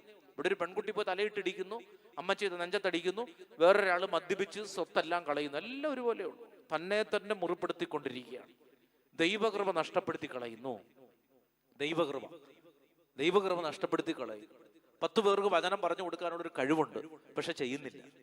അത് ഈ പറഞ്ഞ കാറ്റഗറി വരും. ചെറുത് പറഞ്ഞേ ഹല്ലേലൂയ. ചെയ്യാവുന്ന അല്ലെ, ചെയ്തത് പാപം എന്ന് പറഞ്ഞാൽ എന്തുവാ? ചെയ്ത തിന്മകൾ മാത്രമല്ല, ചെയ്യാതെ പോയ നന്മകളും എന്താണ്? പാപമാണ്. ചെയ്ത കള്ളത്തരം മാത്രമല്ല പാപം, ചെയ്യാതെ പോയ നന്മകളും എന്താണ്? പാപമാണ്. ചെയ്യാതെ പോയ നന്മകൾ. ഞാൻ ഒരാളെ സഹായിക്കേണ്ടതായിരുന്നു, ഞാൻ ചെയ്തില്ല, മനസ്സിലാവുന്നുണ്ടോ? അതും എന്താണ്? തിന്മയാണ്. ഞാൻ ഒരുത്തനെ ഇടിച്ചു, അതും എന്താണ്? തിന്മയാണ്, അതും പാപമാണ്. ചെയ്യാതെ പോയ നന്മയും ചെയ്തു പോയ തിന്മയും ഒരുപോലെ പാപമാണ്. ചേർന്ന് പറഞ്ഞേ ഹല്ലേലൂയ. അപ്പൊ താഴോട്ട് വായിച്ചോ. അവൻ തന്നെ മുറിപ്പെടുത്തുകയും ചെയ്തിരുന്നു. 6-ാമത്തെ വചനം. അകലെ വെച്ച് തന്നെ അവൻ യേശുവിനെ കണ്ട് ഓടി വന്ന് അവനെ പ്രണമിച്ചു. അല്ലേ? ഇവന്റെ ഉള്ളിൽ ഇപ്പോഴും പിശാചുണ്ട്, പക്ഷെ അവൻ എന്ത് ചെയ്തു? അവൻ ഓടിപ്പോയി കർത്താവിനെ പ്രണമിച്ചു. അല്ലേ? ഇനി താഴോട്ട് വായിച്ചേ. ഉച്ചത്തിൽ നിലവിളിച്ചുകൊണ്ട് അവൻ പറഞ്ഞു, മഹോന്നതനായ ദൈവത്തിന്റെ പുത്ര യേശുവേ, അങ്ങ് എന്റെ കാര്യത്തിൽ എന്തിന് ഇടപെടുന്നു? ദൈവത്തെ കൊണ്ടാണയിട്ട് ഞാൻ അങ്ങയോട് അപേക്ഷിക്കുന്നു, അങ്ങനെ പീഡിപ്പിക്കരുതേ. ചേർന്ന് പറഞ്ഞേ ഹല്ലേലൂയ. ഇവ എന്താ ഓടി വന്നേന്നറിയാമോ? ഇവ എന്തിനാ ഓടി വന്നേ? ഓടി വന്ന് കർത്താവിന്റെ കാൽക്കൽ വീണിട്ട് പറയാണ്, എനിക്ക് എൻ്റെ ഉള്ളിൽ എൻ്റെ കാര്യത്തിൽ നീ എന്ത് ചെയ്യരുത്? ഇടപെടരുത്. വളരെ പ്രധാനപ്പെട്ട ഒരു കാര്യം അതിനകത്തുണ്ട്. എൻ്റെ കാര്യത്തിൽ നീ എന്ത് ചെയ്യരുത്? ഇടപെടരുത് എന്ന് പറഞ്ഞാൽ അർത്ഥം എന്താ? ഞാൻ ഇങ്ങനെയൊക്കെ ജീവിച്ചു കൊള്ളാം. കാരണം ഈ പൈശാചിക തിന്മയുമായിട്ട് ജീവിക്കുന്നതാണ് പലർക്കും താല്പര്യം. ചേർന്ന് പറഞ്ഞേ ഹല്ലേലൂയ. കാരണം നമ്മൾ അങ്ങനെ അങ്ങ് ശീലിച്ചു. എല്ലാ ദിവസവും വൈകുന്നേരം ഒരു പെഗ് അടിച്ച് ശീലിച്ചു. അങ്ങനെയുള്ളവൻ ചിന്തിക്കുകയാണ്, എനിക്ക് ഇങ്ങനെയൊക്കെ അങ്ങ് ജീവിച്ച് പോയാൽ മതി, ഞാൻ ആർക്കും ഒരു ശല്യവും വരുത്തുന്നില്ല. തിന്മയാണത്. തിന്മ നമുക്ക് ഒരു തലങ്ങണയായിട്ട് മാറും. തിന്മ എന്തായി മാറും? ഒരു തലയണയായിട്ട് മാറും. പിന്നെ ഈ തലയണ ഉണ്ടെങ്കിലേ ഉറക്കം വരുത്തുള്ളൂ. തിന്മ ഒരു തലങ്ങണയായിട്ട് മാറാനായിട്ട് പാടില്ല. അപ്പൊ തിന്മ കുറേ ചെയ്ത് കഴിയുമ്പോൾ പിന്നെ നമുക്ക് എന്ത് ചെയ്യും? ആ തിന്മ നമ്മളുമായിട്ട് ഐഡന്റിഫൈഡ് ആവും, നമ്മളുമായിട്ട് അങ്ങ് ചേരും. അത് പിന്നെ തിന്മ ഏതാണ് നമ്മളേതാണെന്ന് അറിയാൻ പറ്റില്ല. അങ്ങനെ ചെയ്ത് അതൊരു തിന്മ, ഒരു തഴക്കമായിട്ട്, അതിനെ നമ്മൾ ഈ തഴക്ക ദോഷം എന്നൊക്കെ പറയുന്ന കാര്യം അതാണ്. തഴക്ക ദോഷം ചെയ്ത് ഒരു തഴക്കമായിട്ട് മാറി. അപ്പൊ പിന്നെ അത് തിന്മയായിട്ട് നമുക്ക് എന്ത് ചെയ്യുന്നില്ല? ഫീൽ ചെയ്യുന്നില്ല. പണ്ടൊക്കെ അത് തിന്മയായിട്ട് തോന്നിയിട്ടുണ്ട്, പക്ഷെ അത് തിരുത്താത്തത് കൊണ്ട് നമ്മൾ വീണ്ടും അതേ പാപത്തിൽ നമ്മൾ എന്ത് ചെയ്തു? വീണുപോയി. ചേർന്ന് പറഞ്ഞേ ഹല്ലേലൂയ. അപ്പൊ ഇവൻ എന്ത് ചെയ്തു? ഇവൻ ആ തിന്മയുമായിട്ട് ഇങ്ങനെ ചേർന്ന് പോയത് കൊണ്ട് അവനോട് കർത്താവ് പറയുകയാണ്, നിന്റെ ഉള്ളിൽ നിന്ന് തിന്മ പുറത്തു വരട്ടെ എന്ന് കർത്താവ് കൽപ്പിച്ചു. അതുകൊണ്ട് അവൻ ഓടി വന്നു. മനസ്സിലാവുന്നുണ്ട്? അവനത് ഇഷ്ടപ്പെട്ടില്ല. അവൻ പറയാണ്, ഞാനിവിടെ ഇങ്ങനെ സുഖമായിട്ട് ഇങ്ങനെ ഈ തിന്മയൊക്കെ ചെയ്ത് ശവക്കോട്ടയിൽ ആർക്ക് ശല്യമില്ലല്ലോ, ഞാൻ ഈ ശവക്കോട്ടയ്ക്കകത്ത് ഇങ്ങനെ ഇരിക്കുകയാണ്, എനിക്കിത് മതി. തിന്മയുടെ ഒരു ലക്ഷണം അതാണ്. തിന്മ അങ്ങനെ നമ്മൾ വിചാരിക്കുന്നത് പോലെ പുറത്തു പോകാൻ ആഗ്രഹമുള്ള ഒരാളല്ല. ചേർന്ന് പറഞ്ഞേ ഹല്ലേലൂയാ. പിശാചിന് അങ്ങനെ നമ്മുടെ ഉള്ളിൽ നിന്ന് പുറത്തു പോകാനായിട്ട് ഇഷ്ടമില്ല. കാരണം പിശാചിന് പറ്റിയ ഒരു കോളനിയായിട്ട് നമ്മൾ മാറിയിട്ടുണ്ട്. മനസ്സിലാണ്? അവന് പറ്റിയ ഒരു ഇടത്താവളമായിട്ട് പിശാച് ഇതിനെ കണ്ടതുകൊണ്ട് അവനെ പുറത്താക്കുമ്പോ അവന്റെ സേഫ് സോൺ നഷ്ടപ്പെട്ടല്ലോ എന്ന് വിചാരിച്ച് അവൻ റിയാക്ട് ചെയ്യാൻ തുടങ്ങും. അപ്പൊ ഈശോ ആണെങ്കിലും ഈശോയോട് പറയാണ്, നീ എന്തിന് എന്റെ കാര്യത്തിൽ ഇടപെടുന്നു? ഉണ്ടോ? എന്തൊരു ചോദ്യം എന്ന് ചോദിക്കുക. ഈശോയോടാണ് ചോദിക്കുന്നത്, നീ എന്തിനാ എന്റെ കാര്യത്തിൽ ഇടപെടുന്നതെന്ന്. പിന്നെ ആരിടപെടും? എടാ, ഈശോയുടെ ചായയില് ദൈവമാണ് നിന്റെ അപ്പൻ. അപ്പനോട് മോൻ ചോദിക്കുകയാണ്, നീ എന്തിനാണ് എന്റെ കാര്യത്തിൽ ഇടപെടുന്നതെന്ന്. അപ്പൊ അപ്പം പറയും, ഞാനാണ് നിന്റെ കാര്യത്തിൽ ഇടപെടേണ്ടത്. ഞാൻ ഇടപെട്ടില്ലെങ്കിൽ നാളെ നാട്ടുകാർ ഇടപെടേണ്ടതായിട്ട് വരും. അവരിടപെടുന്നത് നമ്മൾ ഇടപെടുന്നത് പോലല്ല. നീ വലിയ കുഴികളിലേക്ക് പോകും, നിന്റെ മരണം സംഭവിക്കും. അപ്പൊ അതുകൊണ്ട് പ്രിയപ്പെട്ടവരെ, ഇവിടെ ഈ തിന്മ അങ്ങനെ തണുത്തുറഞ്ഞ് ലാവ ഉറയുന്നത് പോലെ ഇവന്റെ ഉള്ളിൽ ഇതിങ്ങനെ ഉറഞ്ഞ് തിന്മ ഏതാണ് ഇവൻ ഏതാണ് എന്നറിയാൻ പറ്റാത്ത രീതിയിൽ ഇത് രണ്ടും എന്തായി മാറി? ഒന്നായിട്ട് മാറി. ചേർന്ന് പറഞ്ഞേ ഹല്ലേലൂയാ. മനസ്സിലാവുണ്ടോ? കർത്താവ് സ്ത്രീ പുരുഷന്മാരെ പറ്റി പറയുന്നത് പോലെ ഇനിമേൽ അവർ രണ്ടല്ല ഒന്നാണെന്ന് പറഞ്ഞതുപോലെ ഈ തിന്മ ചെയ്ത് പിശാച് ഏതാണ് ഇവൻ ഏതാണെന്ന് അറിയാൻ പറ്റാത്ത രീതിയിലായി. അങ്ങനെ വരുമ്പോ ഭയങ്കര ഒരു റിബല്ലിയസ് ആറ്റിറ്റ്യൂഡ് കാണിക്കും. ഇവിടെ നമ്മളങ്ങനെ ഒത്തിരി പേരെ കണ്ടിട്ടുണ്ട്. കൈ അങ്ങോട്ട് തലയിലോട്ട് വെക്കുമ്പോൾ തന്നെ കൈ പിടിച്ചെറിയും, കൈ വെക്കരുത് എന്ന് പറഞ്ഞു. ഇത്ര നേരം ധ്യാനം കൂടിക്കൊണ്ടുന്ന ആളാണ്. പക്ഷെ വൈദികർ ആരെങ്കിലും പോയി തലയിലേക്ക് കൈ വെക്കുമ്പോൾ പെട്ടെന്ന് കൈ വലിച്ചെറിയും. കാരണം എന്താണ്? പിശാചിനറിയാം പൗരോഹിത്യത്തിന് കൊടുത്തൊരു അഭിഷേകം എന്താണ്? ആദ്യത്തെ അഭിഷേകം പിശാചുക്കളെ ബഹിഷ്കരിക്കാനാണ്. അതാണ് നമ്മൾ വായിച്ചത് ലൂക്ക 9:1-2. പിശാചുക്കളെ ബഹിഷ്കരിക്കാൻ കൈ വെക്കും. ആ കൈ വെക്കുമ്പോൾ പിടിച്ച് വലിച്ചെറിയും. മനസ്സിലാവുണ്ടോ? നമ്മളെ ഉപദ്രവിക്കും, പിടിച്ചെറിയും, എടുത്തെറിയും നമ്മളെ. സൂക്ഷിച്ചില്ലെങ്കിൽ 8ാം ക്ലാസ്സിൽ പഠിക്കുന്ന കൊച്ചാണ്, എടുത്തെറിയും നമ്മളെ. ഭയങ്കര പവറാണ് ആ സമയത്ത്, എടുത്തെറിയും. കാരണം എന്താണ്? ഈ തിന്മയും ഈ വ്യക്തിയും തമ്മിൽ എന്തായി മാറി? ഒന്നായിട്ട് മാറി. മനസ്സിലാവുന്നുണ്ട്? കൊച്ചിന്റെ തലയിലേക്കാണ് നമ്മൾ കൈവെക്കുന്നത്, പക്ഷെ കൊള്ളുന്നത് ആരുടെ ചങ്കിനിട്ടാണ്? പിശാചിന്റെ ചങ്കിനിട്ടാണ്. ഈ തലയിലേക്കാണ് നമ്മളിങ്ങനെ സോഫ്റ്റ് ആയിട്ട് കൈവെക്കുന്നത്. വലിയ അടിച്ചൊന്നുമല്ല, വളരെ സോഫ്റ്റ് ആയിട്ടാണ് വെക്കുന്നത്. പക്ഷെ ഇതിനത് ഇടിവെട്ടുന്നത് പോലെയാണ് തോന്നുന്നത് പിശാചിന്. കാരണം എന്താണ്? അത്രയും തിന്മയും ഈ ആത്മാവും തമ്മിൽ എന്തായി മാറി? അതിനാണ് ഡാനിയലച്ചൻ വിളിക്കുന്നത് ബോണ്ട് എന്ന് വിളിക്കും. ബോണ്ട്, അതൊരു ബോണ്ടായിട്ട് മാറി. അത് പിന്നെ എന്താണ്? വേർതിരിച്ചെടുക്കണമെങ്കിൽ വലിയ പാടാണ്. മനസ്സിലാവും? പശയുടെ കട്ടി കൂടുന്നതനുസരിച്ച് ഇത് ഇളകി വരാനായിട്ട് പാടുപെടും. വെറുതെ വെച്ചിരിക്കുകയാണെങ്കിൽ ഇങ്ങനെ ആക്കി വരും. നേരെ മറിച്ച് സൂപ്പർ ഗ്ലൂ ഒഴിച്ചിട്ടുണ്ടെങ്കിൽ അത് വെക്കുമ്പോൾ തൊലി ഉൾപ്പെടെ വരത്തുള്ളൂ. അപ്പൊ ഇച്ചിരി വേദന വരും. മനസ്സിലാവുന്നുണ്ടോ? അങ്ങനെ വരത്തുള്ളൂ. ഇത് ഇളകി വരത്തില്ല. കാരണം അതാണ്, തിന്മ ചെയ്ത് ഇന്നലെ ഇന്നും തുടങ്ങിയതല്ല. കുറെ നാളുകളായിട്ട് ചെയ്ത് പിന്നെ അത് ഭയങ്കര എക്സ്പെർട്ടായിട്ട് മാറിയത് കൊണ്ട് പിന്നെ എന്ത് ചെയ്തില്ല, ഇതിങ്ങനെ ഇളകി വരത്തില്ല, ഇതിങ്ങനെ ടൈറ്റ് ആയിട്ടിരിക്കുകയാണ്. അപ്പൊ ഈശോ ഈ വ്യക്തി അടുത്ത് വരുമ്പോ കല്ലറയുടെ അവിടെ വെച്ച് കണ്ടപ്പോ തന്നെ ഈശോ എന്തു പറഞ്ഞിരുന്നു? പിശാചേ, എന്ത് ചെയ്യുക? ആ വ്യക്തിയിൽ നിന്ന് നീ പുറത്തു വരും. നീ കർത്താവിന്റെ മുമ്പിൽ എത്തേണ്ട താമസേ ഉള്ളൂ ഈ കാര്യത്തിൽ. ചേർന്ന് പറഞ്ഞേ ഹല്ലേലൂയാ. മനസ്സിലാവുന്നുണ്ടോ? കർത്താവിന് ഈ എത്ര നാളായിട്ട് ഇതിനകത്തുണ്ട് എന്നുള്ളതൊന്നും ഒരു വിഷയമല്ല. ഈശോ ചില സമയത്തൊക്കെ ചോദിക്കുന്നുണ്ട്, എത്ര നാളായി ഈ പിശാച് ബാധിച്ചിട്ട്? അതിനനുസരിച്ച് കൈ വെക്കാൻ വേണ്ടിയിട്ടാണ്. അപ്പോ ഇത് എത്ര നാളാണെങ്കിലും കർത്താവിന് വിഷയമില്ല.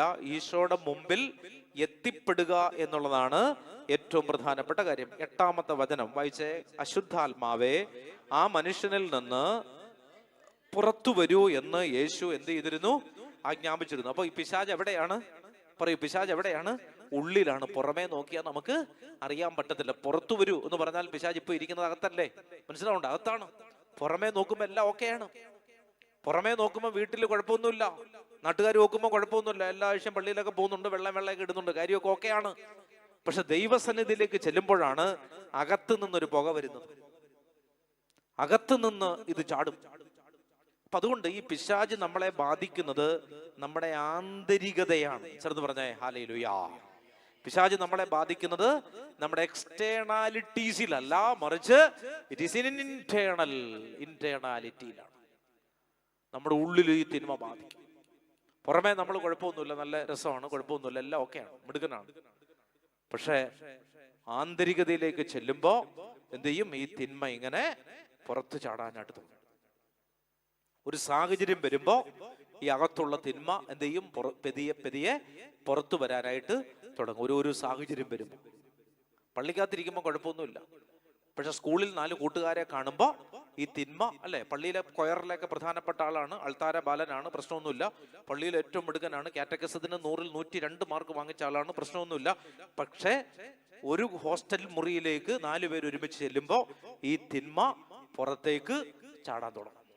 ഒരു വിദേശ രാജ്യത്ത് പഠിക്കാൻ ചെല്ലുമ്പോൾ അപ്പനും അമ്മയും കൂടെ ഇല്ലെങ്കിൽ ഈ തിന്മ ഉള്ളിൽ നിന്ന് പുറത്തേക്ക് വരാൻ തുടങ്ങും. നല്ല കൊച്ചായിട്ടാണ് ഡിപ്പാർച്ചറിൽ നിന്ന് പോയത്, മനസ്സിലാവുന്നു, അവിടെ ചെന്ന് ഇറങ്ങിയത് ഒരു തിന്മയായിട്ടാണ്. അതാണ് ഇന്റേണൽ. അപ്പോൾ നമ്മൾ ഈ കൂദാശകളിൽ പങ്കെടുക്കുമ്പോൾ, ഒരു വിശുദ്ധ കുർബാനയിൽ പങ്കെടുക്കുമ്പോൾ കർത്താവ്, അല്ലെ, ദാവീദ് പ്രാർത്ഥിക്കുന്നുണ്ട് 51-ാം സങ്കീർത്തനത്തിൽ, കർത്താവേ എന്നെ കഴുകണമേ, ഞാൻ സോപ്പ പോലെ, ഹിമം പോലെ വെണ്മയുള്ളവനായി മാറട്ടെ, എന്റെ ആന്തരികതയെ കഴുകണമേ എന്നാണ്. ചേർന്ന് പറഞ്ഞേ ഹല്ലേലൂയാ. അല്ലെ, എഫേസോസ് ലേഖനത്തില് പൗലോസ് പഠിപ്പിക്കുന്ന ഒരു പ്രാർത്ഥനയുണ്ട്. കർത്താവ് നിന്റെ ആന്തരിക മനുഷ്യനെ ശക്തിപ്പെടുത്തും. അല്ലെ, കർത്താവ് എന്ത് ചെയ്യും? നിന്റെ ആന്തരിക മനുഷ്യനെ ശക്തിപ്പെടുത്തും. ചേർന്ന് പറഞ്ഞേ ഹല്ലേലൂയാ. അല്ലെ, വായിച്ചേ 3-ാമത്തെ അധ്യായം, എഫേസോസ് ലേഖനം 3-ാമത്തെ അധ്യായം 14 മുതലുള്ള വചനങ്ങൾ. എഫേസോസ് ലേഖനം 3-ാം അധ്യായം, ഇവിടുത്തെ എല്ലാവരും എടുത്ത് എഫേസോസ് ലേഖനം 3-ാം അധ്യായം 14 മുതലുള്ള വചനം വായിക്കാമോ? ഇതൊരു പ്രാർത്ഥനയാണ്. പൗലോസ് ലീഹ നമുക്ക് വേണ്ടി പ്രാർത്ഥിച്ച ഒരു പ്രാർത്ഥനയാണത്. വായിക്കാമോ? ഇക്കാരണത്താൽ സ്വർഗത്തിലും ഭൂമിയിലുമുള്ള എല്ലാ പിതൃത്വങ്ങൾക്കും നാമകാരണമായ പിതാവിന്റെ മുൻപിൽ ഞാൻ മുട്ടുകൾ മടക്കുന്നു. അടുത്ത വായിച്ചേ, അവിടുത്തെ മഹത്വത്തിന്റെ സമ്പന്നതയ്ക്ക് യോജിച്ച വിധം അവിടുന്ന് തന്റെ ആത്മാവിലൂടെ, അടുത്ത വാക്ക് വായിച്ചേ, നിങ്ങളുടെ ആന്തരിക മനുഷ്യനെ, ഏത് മനുഷ്യനാണ്? പറയൂ, ഏത് മനുഷ്യനാണ്? അതാണ് ഈശോ പറഞ്ഞത്, പിശാചെ ആ വ്യക്തിയുടെ ഉള്ളിൽ നിന്ന് പുറത്തു വരും. മനസ്സിലാവുന്നുണ്ടോ? ആന്തരിക മനുഷ്യൻ. ശരീരം എങ്ങനെ വീതി കൂടി നല്ല തൂക്കവും മണ്ണവും വെച്ച് പോകുന്നുണ്ട്, പക്ഷെ ആന്തരിക മനുഷ്യന് ബലമുണ്ടോ? മനസ്സിലാവുന്നുണ്ടോ? ഒരു പെഗ് മദ്യം കാണുമ്പോൾ ഉടനെ പോയി വീഴുന്ന ആളാണോ? ഒരു പാപത്തിന്റെ സ്വാധീനം ആരെങ്കിലും കൈയാട്ടി വിളിക്കുമ്പോൾ ഉടനെ പുറകെ പോകുന്ന ആളാണോ? ആന്തരിക മനുഷ്യന് ശക്തി ഉണ്ടോ? അതാണ് ചോദ്യം. ഇപ്പൊ ഇവിടെ പൗലോസ് ലീഹ പ്രാർത്ഥിക്കുന്ന എന്താണ്? നിങ്ങളുടെ ശരീരത്തിൽ രോഗങ്ങളൊന്നും ഉണ്ടാകാതിരിക്കട്ടെ, നിങ്ങൾക്ക് പനി വരാതിരിക്കട്ടെ, നിങ്ങൾക്ക് എബോള വരാതിരിക്കട്ടെ എന്നൊന്നുമല്ല പൗലോസ് പ്രാർത്ഥിക്കുന്നത്. പൗലോസ് പ്രാർത്ഥിക്കുന്ന എന്താണ്? അദ്ദേഹം പ്രാർത്ഥിക്കുന്ന എന്താണ്? അവിടുത്തെ മഹത്വത്തിന്റെ സമ്പന്നതയ്ക്ക് യോജിച്ച വിധം അവിടുന്ന് തന്റെ ആത്മാവിലൂടെ നിങ്ങളുടെ ആന്തരിക മനുഷ്യനെ ശക്തിപ്പെടുത്തണമെന്നും, വായിച്ചേ, വിശ്വാസം വഴി ക്രിസ്തു നിങ്ങളുടെ എവിടെ വസിക്കണമെന്നുമാണ്? ഹൃദയത്തിൽ വസിക്കണമെന്നും നിങ്ങൾ സ്നേഹത്തിൽ വേരുപാകി അടിയുറക്കണമെന്നും ഞാൻ എന്ത് ചെയ്യുന്നു? പ്രാർത്ഥിക്കുന്നു. ചേർന്ന് പറഞ്ഞേ ഹല്ലേലൂയാ. പറഞ്ഞേ ഹല്ലേലൂയാ. അപ്പൊ ആന്തരിക മനുഷ്യൻ എന്ത് ചെയ്യണം? പറഞ്ഞേ, ആന്തരിക മനുഷ്യൻ എന്ത് ചെയ്യണം? ശക്തിപ്പെടണം. ആന്തരിക മനുഷ്യൻ ശക്തിപ്പെടണം. അത് ശക്തിപ്പെടാതെ കാര്യമില്ല. അപ്പൊ നമ്മൾ ആരാധനയിൽ പ്രാർത്ഥിക്കേണ്ടത്, കർത്താവേ ഞങ്ങളുടെ ആന്തരിക മനുഷ്യനെ ശക്തിപ്പെടുത്തണമേ എന്നാണ്. ആന്തരിക മനുഷ്യൻ ശക്തി പ്രാപിക്കണം. ആന്തരിക മനുഷ്യൻ ശക്തിപ്പെടണം. അപ്പൊ പ്രിയമുള്ളവരെ, ഇവിടെ ഈ പിശാച് ഇറങ്ങി വന്നു കഴിയുമ്പോ ഒരിക്കൽ കൂടി ആ വചനഭാഗം എടുത്ത് മർക്കോസിന്റെ സുവിശേഷം 5-ാമത്തെ അധ്യായം 8-ാമത്തെ വചനം. കാരണം അശുദ്ധാത്മാവേ ആ മനുഷ്യനിൽ നിന്ന് പുറത്തു വരൂ എന്ന് യേശു ആജ്ഞാപിച്ചിരുന്നു. അപ്പോൾ ആജ്ഞാപിക്കുന്നത് ആരാണ്? ദൈവമാണ്. ചേർന്ന് പറഞ്ഞേ ഹല്ലേലൂയാ. ദൈവശക്തി കൊണ്ടല്ലാതെ നമുക്ക് എന്ത് ചെയ്യാൻ പറ്റത്തില്ല? ഈ പിശാചിനെ പുറത്താക്കാനായിട്ട് പറ്റത്തില്ല.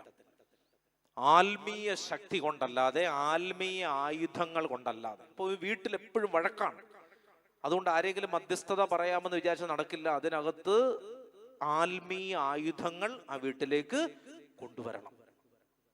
മനസ്സിലാവുന്നുണ്ടോ? ആത്മീയ, നമ്മൾ നേരത്തെ കണ്ടു എന്തൊക്കെയാണ് ആത്മീയ ആയുധങ്ങൾ എന്ന് കണ്ടു. മനസ്സിലാവുന്നത്? ഏറ്റവും നല്ലൊരു ആയുധമാണ് പോയി എവിടെയെങ്കിലുമൊക്കെ പോയി 1-2 ദിവസം ലീവ് എടുത്ത് പോയി സുവിശേഷം പറയുക. ചെയ്യാൻ പറ്റുന്ന ഏറ്റവും പ്രധാനപ്പെട്ട ഒരു കാര്യമാണ്. ആ തിന്മ പൊട്ടും. ചേർന്ന് പറഞ്ഞേ ഹല്ലേലൂയ. തിന്മ പൊട്ടും. ആ തിന്മ അതോടുകൂടി പൊട്ടും. ഒരു ഡെലിവറൻസിന് നിങ്ങൾ ഒരു ധ്യാന കേന്ദ്രത്തിലും പോണ്ട. സുവിശേഷം പറഞ്ഞുകൊണ്ട് നടക്കാമോ, അത് പൊട്ടും. മനസ്സിലായി? ഞാൻ നേരത്തെ ഒരു ചേട്ടനെ പറ്റി പറഞ്ഞില്ലേ, വീണ്ടും വീണ്ടും എൻ്റെ മനസ്സിൽ വരുന്നതുകൊണ്ട് ഞാൻ പറയുകയാണ്. അതൊരു വലിയ വഴിയാണ്. ദൈവത്തിനു വേണ്ടി, ദൈവരാജ്യത്തിനു വേണ്ടി ശുശ്രൂഷ ചെയ്യുക. അങ്ങനെ നമ്മൾ ആത്മാവിലും സത്യത്തിലും ദൈവത്തെ ആരാധിച്ച ശുശ്രൂഷ ചെയ്യുമ്പോൾ അഴിയപ്പെടാതെ കിടക്കുന്ന കെട്ടുകളെ കർത്താവ് എന്ത് ചെയ്യും? പൊട്ടിക്കും. അതൊരു വലിയ ആത്മീയ ആയുധമാണ്, അല്ലേ? അപ്പോ നിന്റെ പേരെന്താണ്? വായിച്ചേ 9 മുതലുള്ള വചനം. നിന്റെ പേരെന്താണ്? യേശു ചോദിച്ചു. അവൻ പറഞ്ഞു, ലഗിയോൺ, ഞങ്ങൾ അനേകം പേരുണ്ട്. അല്ലെ? അവൻ പറഞ്ഞ പേര് അവന്റെ പേരാണോ? അല്ല. ലഗിയോൺ എന്ന് പറഞ്ഞാൽ ലീജിയൻ, ഒരു സംഘം എന്നാണ് അതിന്റെ അർത്ഥം. ആരുടെയെങ്കിലും പേര് സംഘം എന്നാണോ? ക്ഷീരസംഘം, അങ്ങനെയുള്ള സംഘങ്ങൾ നമ്മൾ കിട്ടും. ആ സംഘമല്ല ഈ സംഘം. ഒരാളോട് പേര് ചോദിക്കുമ്പോൾ ഞാൻ പറയാണ്, ഞങ്ങൾ ഒരുപാട് പേരുണ്ട്.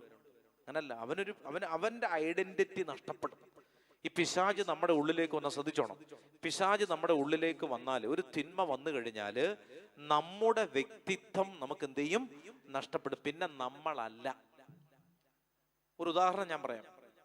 ചില റൗഡികളുടെയൊക്കെ ഗുണ്ടകൾ, അങ്ങനെ പറയാൻ പാടില്ല എങ്കിലും മനസ്സിലാക്കാൻ വേണ്ടി പറയാം. ഗുണ്ടയ്ക്ക് ഇപ്പം വേറെ ഒന്നും പറയാൻ പറ്റാത്തത് കൊണ്ടും ചില ആളുകളുടെ പേരുകൾ പറയും. നിങ്ങൾ ശ്രദ്ധിച്ചില്ലേ? അവരുടെ പേരുകൾ ചില പ്രത്യേക രീതികളിലാണ് പറയുന്നത്, അല്ലെ? ഈ ഇടയ്ക്ക് ഒരു കൊലപാതകം നടത്തിയ ഒരാളുടെ പേര് അലുവ അതിൽ എന്നാണ്. അലുവ അതുൽ. ശരിക്കും നമ്മൾ അപ്പന്റെ പേരിലാണ് അറിയപ്പെടേണ്ടത്, അല്ലേ? ശരിയല്ലേ?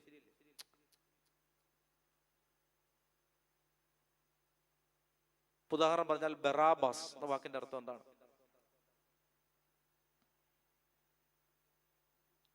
ബറാബാസ് എന്ന വാക്കിന്റെ അർത്ഥം എന്താ അറിയോ? ആരാ ബറാബാസ് എന്നറിയോ? ആരാണ്? യേശു ആണോ ബറാബാസ്? എവിടാണോ ഞാൻ ഈ ധ്യാനം നടത്തുന്നത്? ബറാബാസ് ആരാണ്? യേശുവിന് പകരം വിട്ടയക്കപ്പെട്ട പീലാത്തോസ് വിട്ടയച്ച ആളിന്റെ പേരാണ് എന്ത്? ബറാബാസ്, അല്ലെ? ബറാബാസ് എന്ന വാക്കിന്റെ അർത്ഥം എന്ന് അറിയാമോ? ബറാബാസ് എന്ന് പറഞ്ഞാൽ ആദ്യത്തെ വാക്ക് ബ്രോ ആബ എന്നാണ് അതിന്റെ അർത്ഥം. ബ്രോ എന്ന് പറഞ്ഞാൽ മകൻ എന്നാണ് അർത്ഥം. ആബ എന്ന് പറഞ്ഞാൽ എന്താണ്? ഫാദർ, പിതാവ് എന്നാണ് അർത്ഥം. പിതാവിന്റെ പുത്രൻ എന്നാണ് ബറാബാസിന്റെ പേര്. മനസ്സിലാവുന്നുണ്ട്? ബറാബാസ് ഒരു സൂചനയാണ്. അതായത് ഈശോ പറയുകയാണ്, എന്റെ കുരിശിലൂടെ രക്ഷിക്കപ്പെടേണ്ട എന്റെ മക്കൾ. ചേർന്ന് പറഞ്ഞേ ഹല്ലേലൂയ. അതാണ് ബറാബാസ്. ബറാബാസ് എന്ന് പറഞ്ഞാൽ ബ്രോ ആബ, അതായത് ആബായുടെ പുത്രൻ. മനസ്സിലാവുന്നുണ്ടോ? അതാണ് ബറാബാസ്. ബർത്തമിയൂസ് എന്ന വാക്കിന്റെ അർത്ഥം എന്താണ്? അന്ധനായ ഒരു മനുഷ്യന്റെ പേര് ബർത്തമിയൂസ് എന്നല്ലേ? അത് അവന്റെ പേരല്ല. ബർത്തമിയൂസ് എന്ന് പറഞ്ഞാൽ ആ വ്യക്തിയുടെ പേരല്ല. ബർ എന്ന് പറഞ്ഞാൽ എന്താണ്? ദ സൺ, മകൻ എന്നാണ്. തിമയൂസിന്റെ പുത്രനാണ് ആര്? ബർത്തമിയൂസ്. നമ്മൾ അവന്റെ പേരാണെന്ന് വിചാരിച്ചത്, അവന്റെ പേരല്ല. സെബദിയുടെ പുത്രൻ എന്നാണ് ആരെ പറ്റി അറിയുന്നത്? യാക്കോബിനെയും യോഹന്നാനെ അറിയുന്നത്. അപ്പന്റെ പേരിലാണ് അറിയപ്പെടുന്നത്. ശരിയല്ലേ? തിന്മയുടെ ഒരു പ്രത്യേകത, അല്ലെ? ഇപ്പോൾ ബറാബാസ് അല്ലെങ്കിൽ നമ്മുടെ ആരാണ്? അന്ധനായവന്റെ പേരെന്തായിരുന്നു? ബർത്തമിയൂസ്. ബർത്തമിയൂസ് എന്ന് പറയുന്നത് കാഴ്ച പ്രാപിച്ചവന്റെ പേരല്ല, അവന്റെ ഒരു വിശേഷണമാണ്. എന്താ വിശേഷണം?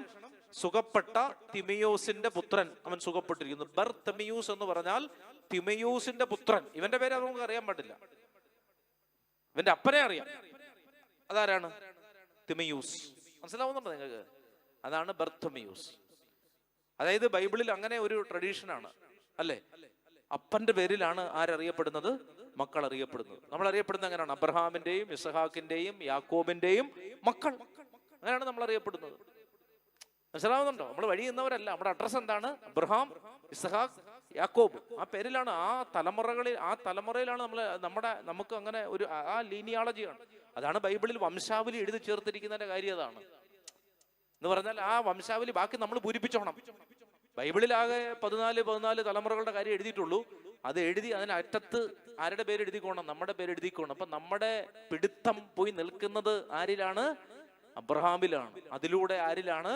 ദൈവത്തിലാണ്. ഒറ്റ കാര്യമേ ഉള്ളൂ, നമ്മൾ ആരാണ്? ദൈവത്തിന്റെ മക്കളാണ്. അതാണ് ആ വംശാവലി സൂചിപ്പിക്കുന്നത്. മത്തായി സുവിശേഷം തുടങ്ങുന്നത് തന്നെ വംശാവലിയിലാണ്.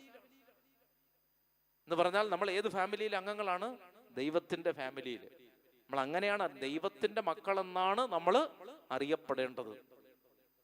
ഇവിടെ ഇവൻ പറയുന്ന പേരെന്താ? ഇവൻ പറയുന്ന പേരെന്താണ്? ഞാൻ ആരാണ്? ലഗിയോൺ ആണ്, ഞങ്ങൾ ഒത്തിരി പേര് ഉണ്ടെന്ന് പറയും. എന്ന് പറഞ്ഞാൽ ഇവൻ അറിയപ്പെടാൻ ആഗ്രഹിച്ചത് ആരുടെ പേരിലാണ്? ഒരു തിന്മയുടെ പേരിലാണ്. ചേർന്ന് പറഞ്ഞേ ഹല്ലേലൂയാ. മനസ്സിലാവുന്നുണ്ടോ? അല്ലേ? നമ്മൾ അങ്ങനെ കേട്ടിട്ടില്ലേ? തിന്മ ചെയ്യുന്ന ആളുകൾ ആ പേരിലാണ് അറിയപ്പെടുന്നത്. അലുവ മുറിക്കുന്നത് പോലെ മനുഷ്യരെ കൊത്തി മുറിക്കുന്ന ഒരാളുടെ പേര് അങ്ങനായി മാറി. മനസ്സിലാവുന്നുണ്ടോ? സ്പാനർ കൊണ്ട് ആളുകളെ അടിച്ചു കൊള്ളുന്നവരുടെ പേര് റിപ്പർ ചന്ദ്രൻ എന്നായി മാറി. കേട്ടിട്ടില്ലേ?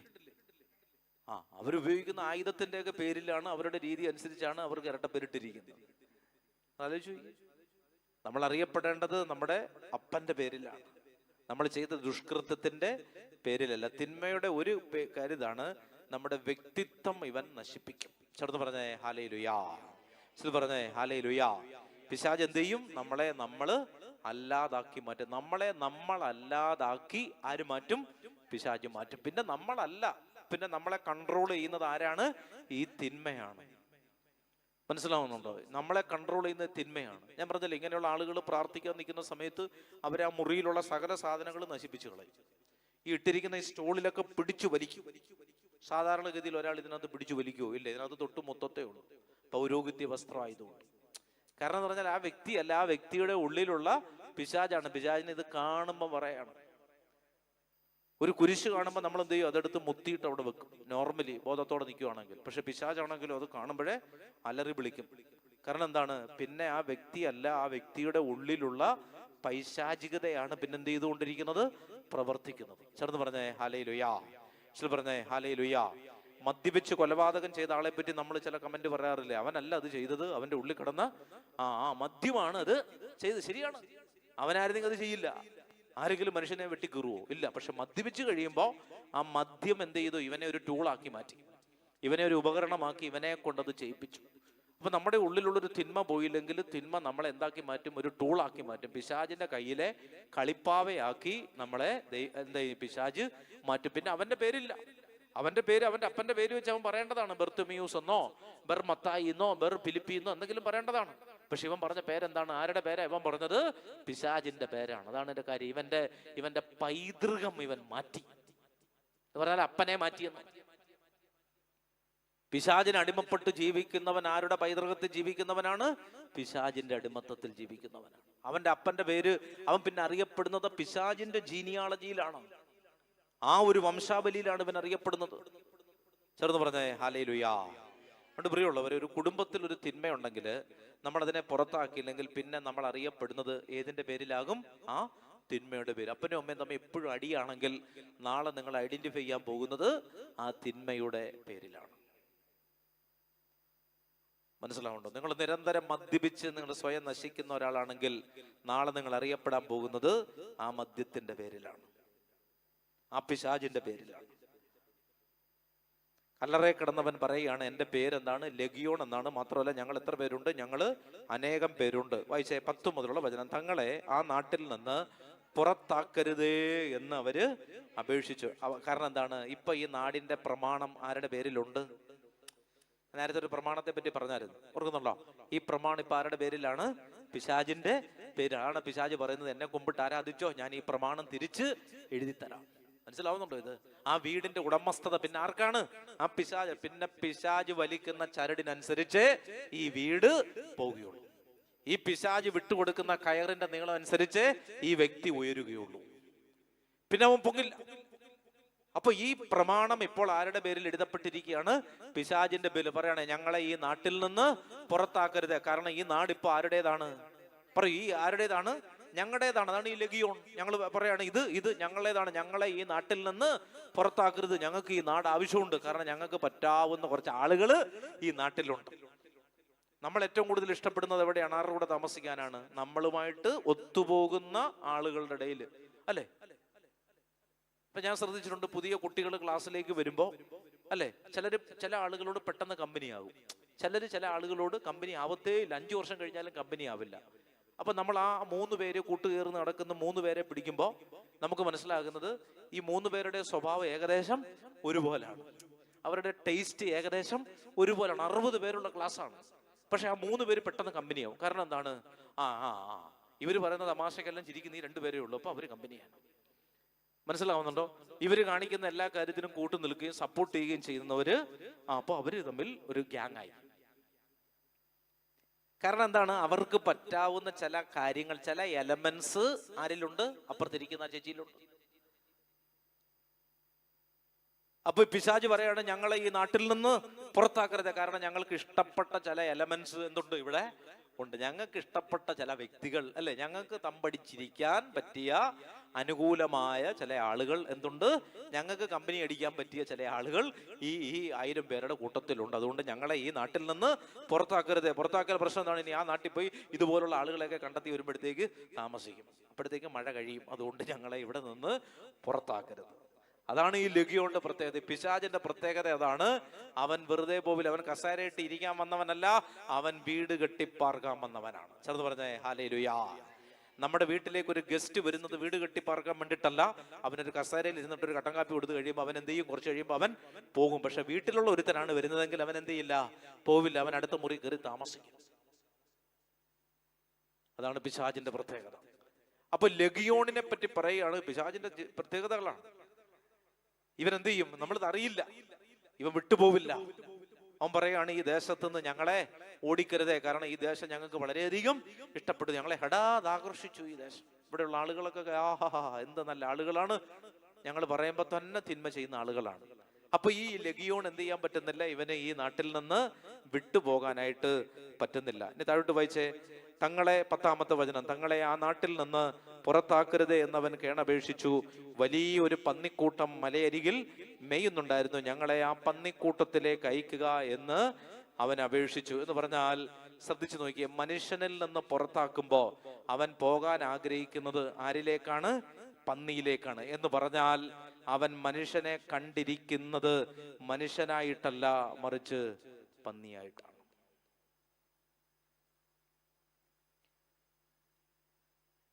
ഇവിടെ നിന്ന് ഇറങ്ങിയിട്ട് അപ്പുറത്തെ വീട്ടിൽ. ഉദാഹരണം പറഞ്ഞാൽ, പിതാവ് എന്നെ ഒരു പള്ളിയിൽ നിന്ന് മാറ്റി, പിന്നെ എന്നെ വെക്കുന്നത് വേറൊരു പള്ളിയിലാണ് എന്ന് പറഞ്ഞാൽ രണ്ട് ഒരേ ലെവലിൽ നിൽക്കുന്നതാണ്. മനസ്സിലാവുണ്ടോ? അങ്ങനെ ചിന്തിച്ച് മനസ്സിലാവുണ്ടോ? എന്നെ ഈ സ്കൂളിൽ നിന്ന് മാറ്റിയിട്ട് എന്ത് ചെയ്തു? അടുത്ത സ്കൂളിലേക്ക് വെച്ചു. ഇവിടുന്ന് ട്രാൻസ്ഫർ ചെയ്ത് പിന്നെ എങ്ങോട്ട് വെച്ചു? ഹൈസ്കൂളിൽ നിന്ന് ട്രാൻസ്ഫർ ചെയ്യുന്ന ടീച്ചറിനെ വെക്കുന്ന LP സ്കൂളിലേക്കാണോ? അല്ല, അടുത്തൊരു ഹൈസ്കൂളിലേക്കല്ലേ വെക്കുന്നത്. ശ്രദ്ധിക്കൂ. അപ്പൊ ഇവൻ ഈ ട്രാൻസ്ഫറിന് കണ്ടെത്തിയ ആ കാര്യത്തെ അവൻ കണ്ടിരിക്കുന്നത് മനുഷ്യനെ പോലാണ്. മനുഷ്യനിൽ നിന്ന് പുറത്താക്കിയ സാരമില്ല, ഞങ്ങളെ എന്നാ പിന്നെ ആ പന്നിയിലേക്ക് വിട്ടോ എന്ന് പറഞ്ഞാല് മനുഷ്യനെ ഞങ്ങൾ കണ്ടിരുന്നത്, ഇത്രയും നാൾ ഞങ്ങൾ കണ്ടിരുന്നത് എന്തായിട്ടാണ്? പന്നിയായിട്ട്. നിങ്ങൾക്ക് മനസ്സിലാവുന്നുണ്ടോ? ഇത് അത്രയും നികൃഷ്ടമായിട്ട് നമ്മളെ നശിപ്പിക്കുന്നവന്റെ പേരാണ് പിശാച്, തിന്മ. ചേർന്ന് പറഞ്ഞേ ഹല്ലേലൂയാ. പറഞ്ഞേ ഹല്ലേലൂയാ. അപ്പോൾ ഇതോടുകൂടി നമുക്ക് ഇത് അവസാനിപ്പിക്കാം. അപ്പൊ ഇനി നമ്മൾ പ്രാർത്ഥിക്കുന്നത്, ആരാധന നടത്താൻ പോവാണ്. ആരാധന നടത്തി പ്രാർത്ഥിക്കുന്നത് ഈ തിന്മകൾ, ഞാൻ പറഞ്ഞല്ലോ, ഈശോ ആദ്യമായിട്ടൊരു നാട്ടിലേക്ക് വരുമ്പോൾ മാലയിട്ട് സ്വീകരിക്കാൻ വന്ന ആദ്യത്തെ ആൾ ആരാണ്? പിശാചാണ്. ഇതുപോലെ ചില സ്ഥലങ്ങളിലേക്ക് നമ്മൾ ചെല്ലുമ്പോൾ നമ്മൾ വിചാരിക്കും ചില കാര്യങ്ങൾ നല്ലതാണെന്ന്, പക്ഷെ അതെന്തല്ല, നല്ലതല്ല. അങ്ങനെ ആ തിന്മ നിറഞ്ഞതിനെ കണ്ടെത്തുക എന്നുള്ളതാണ് ഡെലിവറൻസിന്റെ ആദ്യത്തെ ഘട്ടം. നമുക്കത് മനസ്സിലാവുക എന്നുള്ളതാണ് ആദ്യത്തെ പ്രശ്നം. ചേർന്ന് പറഞ്ഞേ ഹല്ലേലൂയാ. അപ്പൊ അതിനെ നമ്മൾ കണ്ടെത്തുന്നത് ആരാധനയിലാണ്. നമ്മൾ പോകുന്ന വഴികളിൽ എന്തെങ്കിലും പ്രശ്നമുണ്ടോ? നമ്മൾ കമ്പനി അടിച്ചിരിക്കുന്ന ആളുകൾക്ക് എന്തെങ്കിലും, അല്ലെ, നമ്മളെ ആത്മീയ ജീവിതത്തിൽ നിന്ന് അകറ്റിക്കളയുന്നവരാണോ?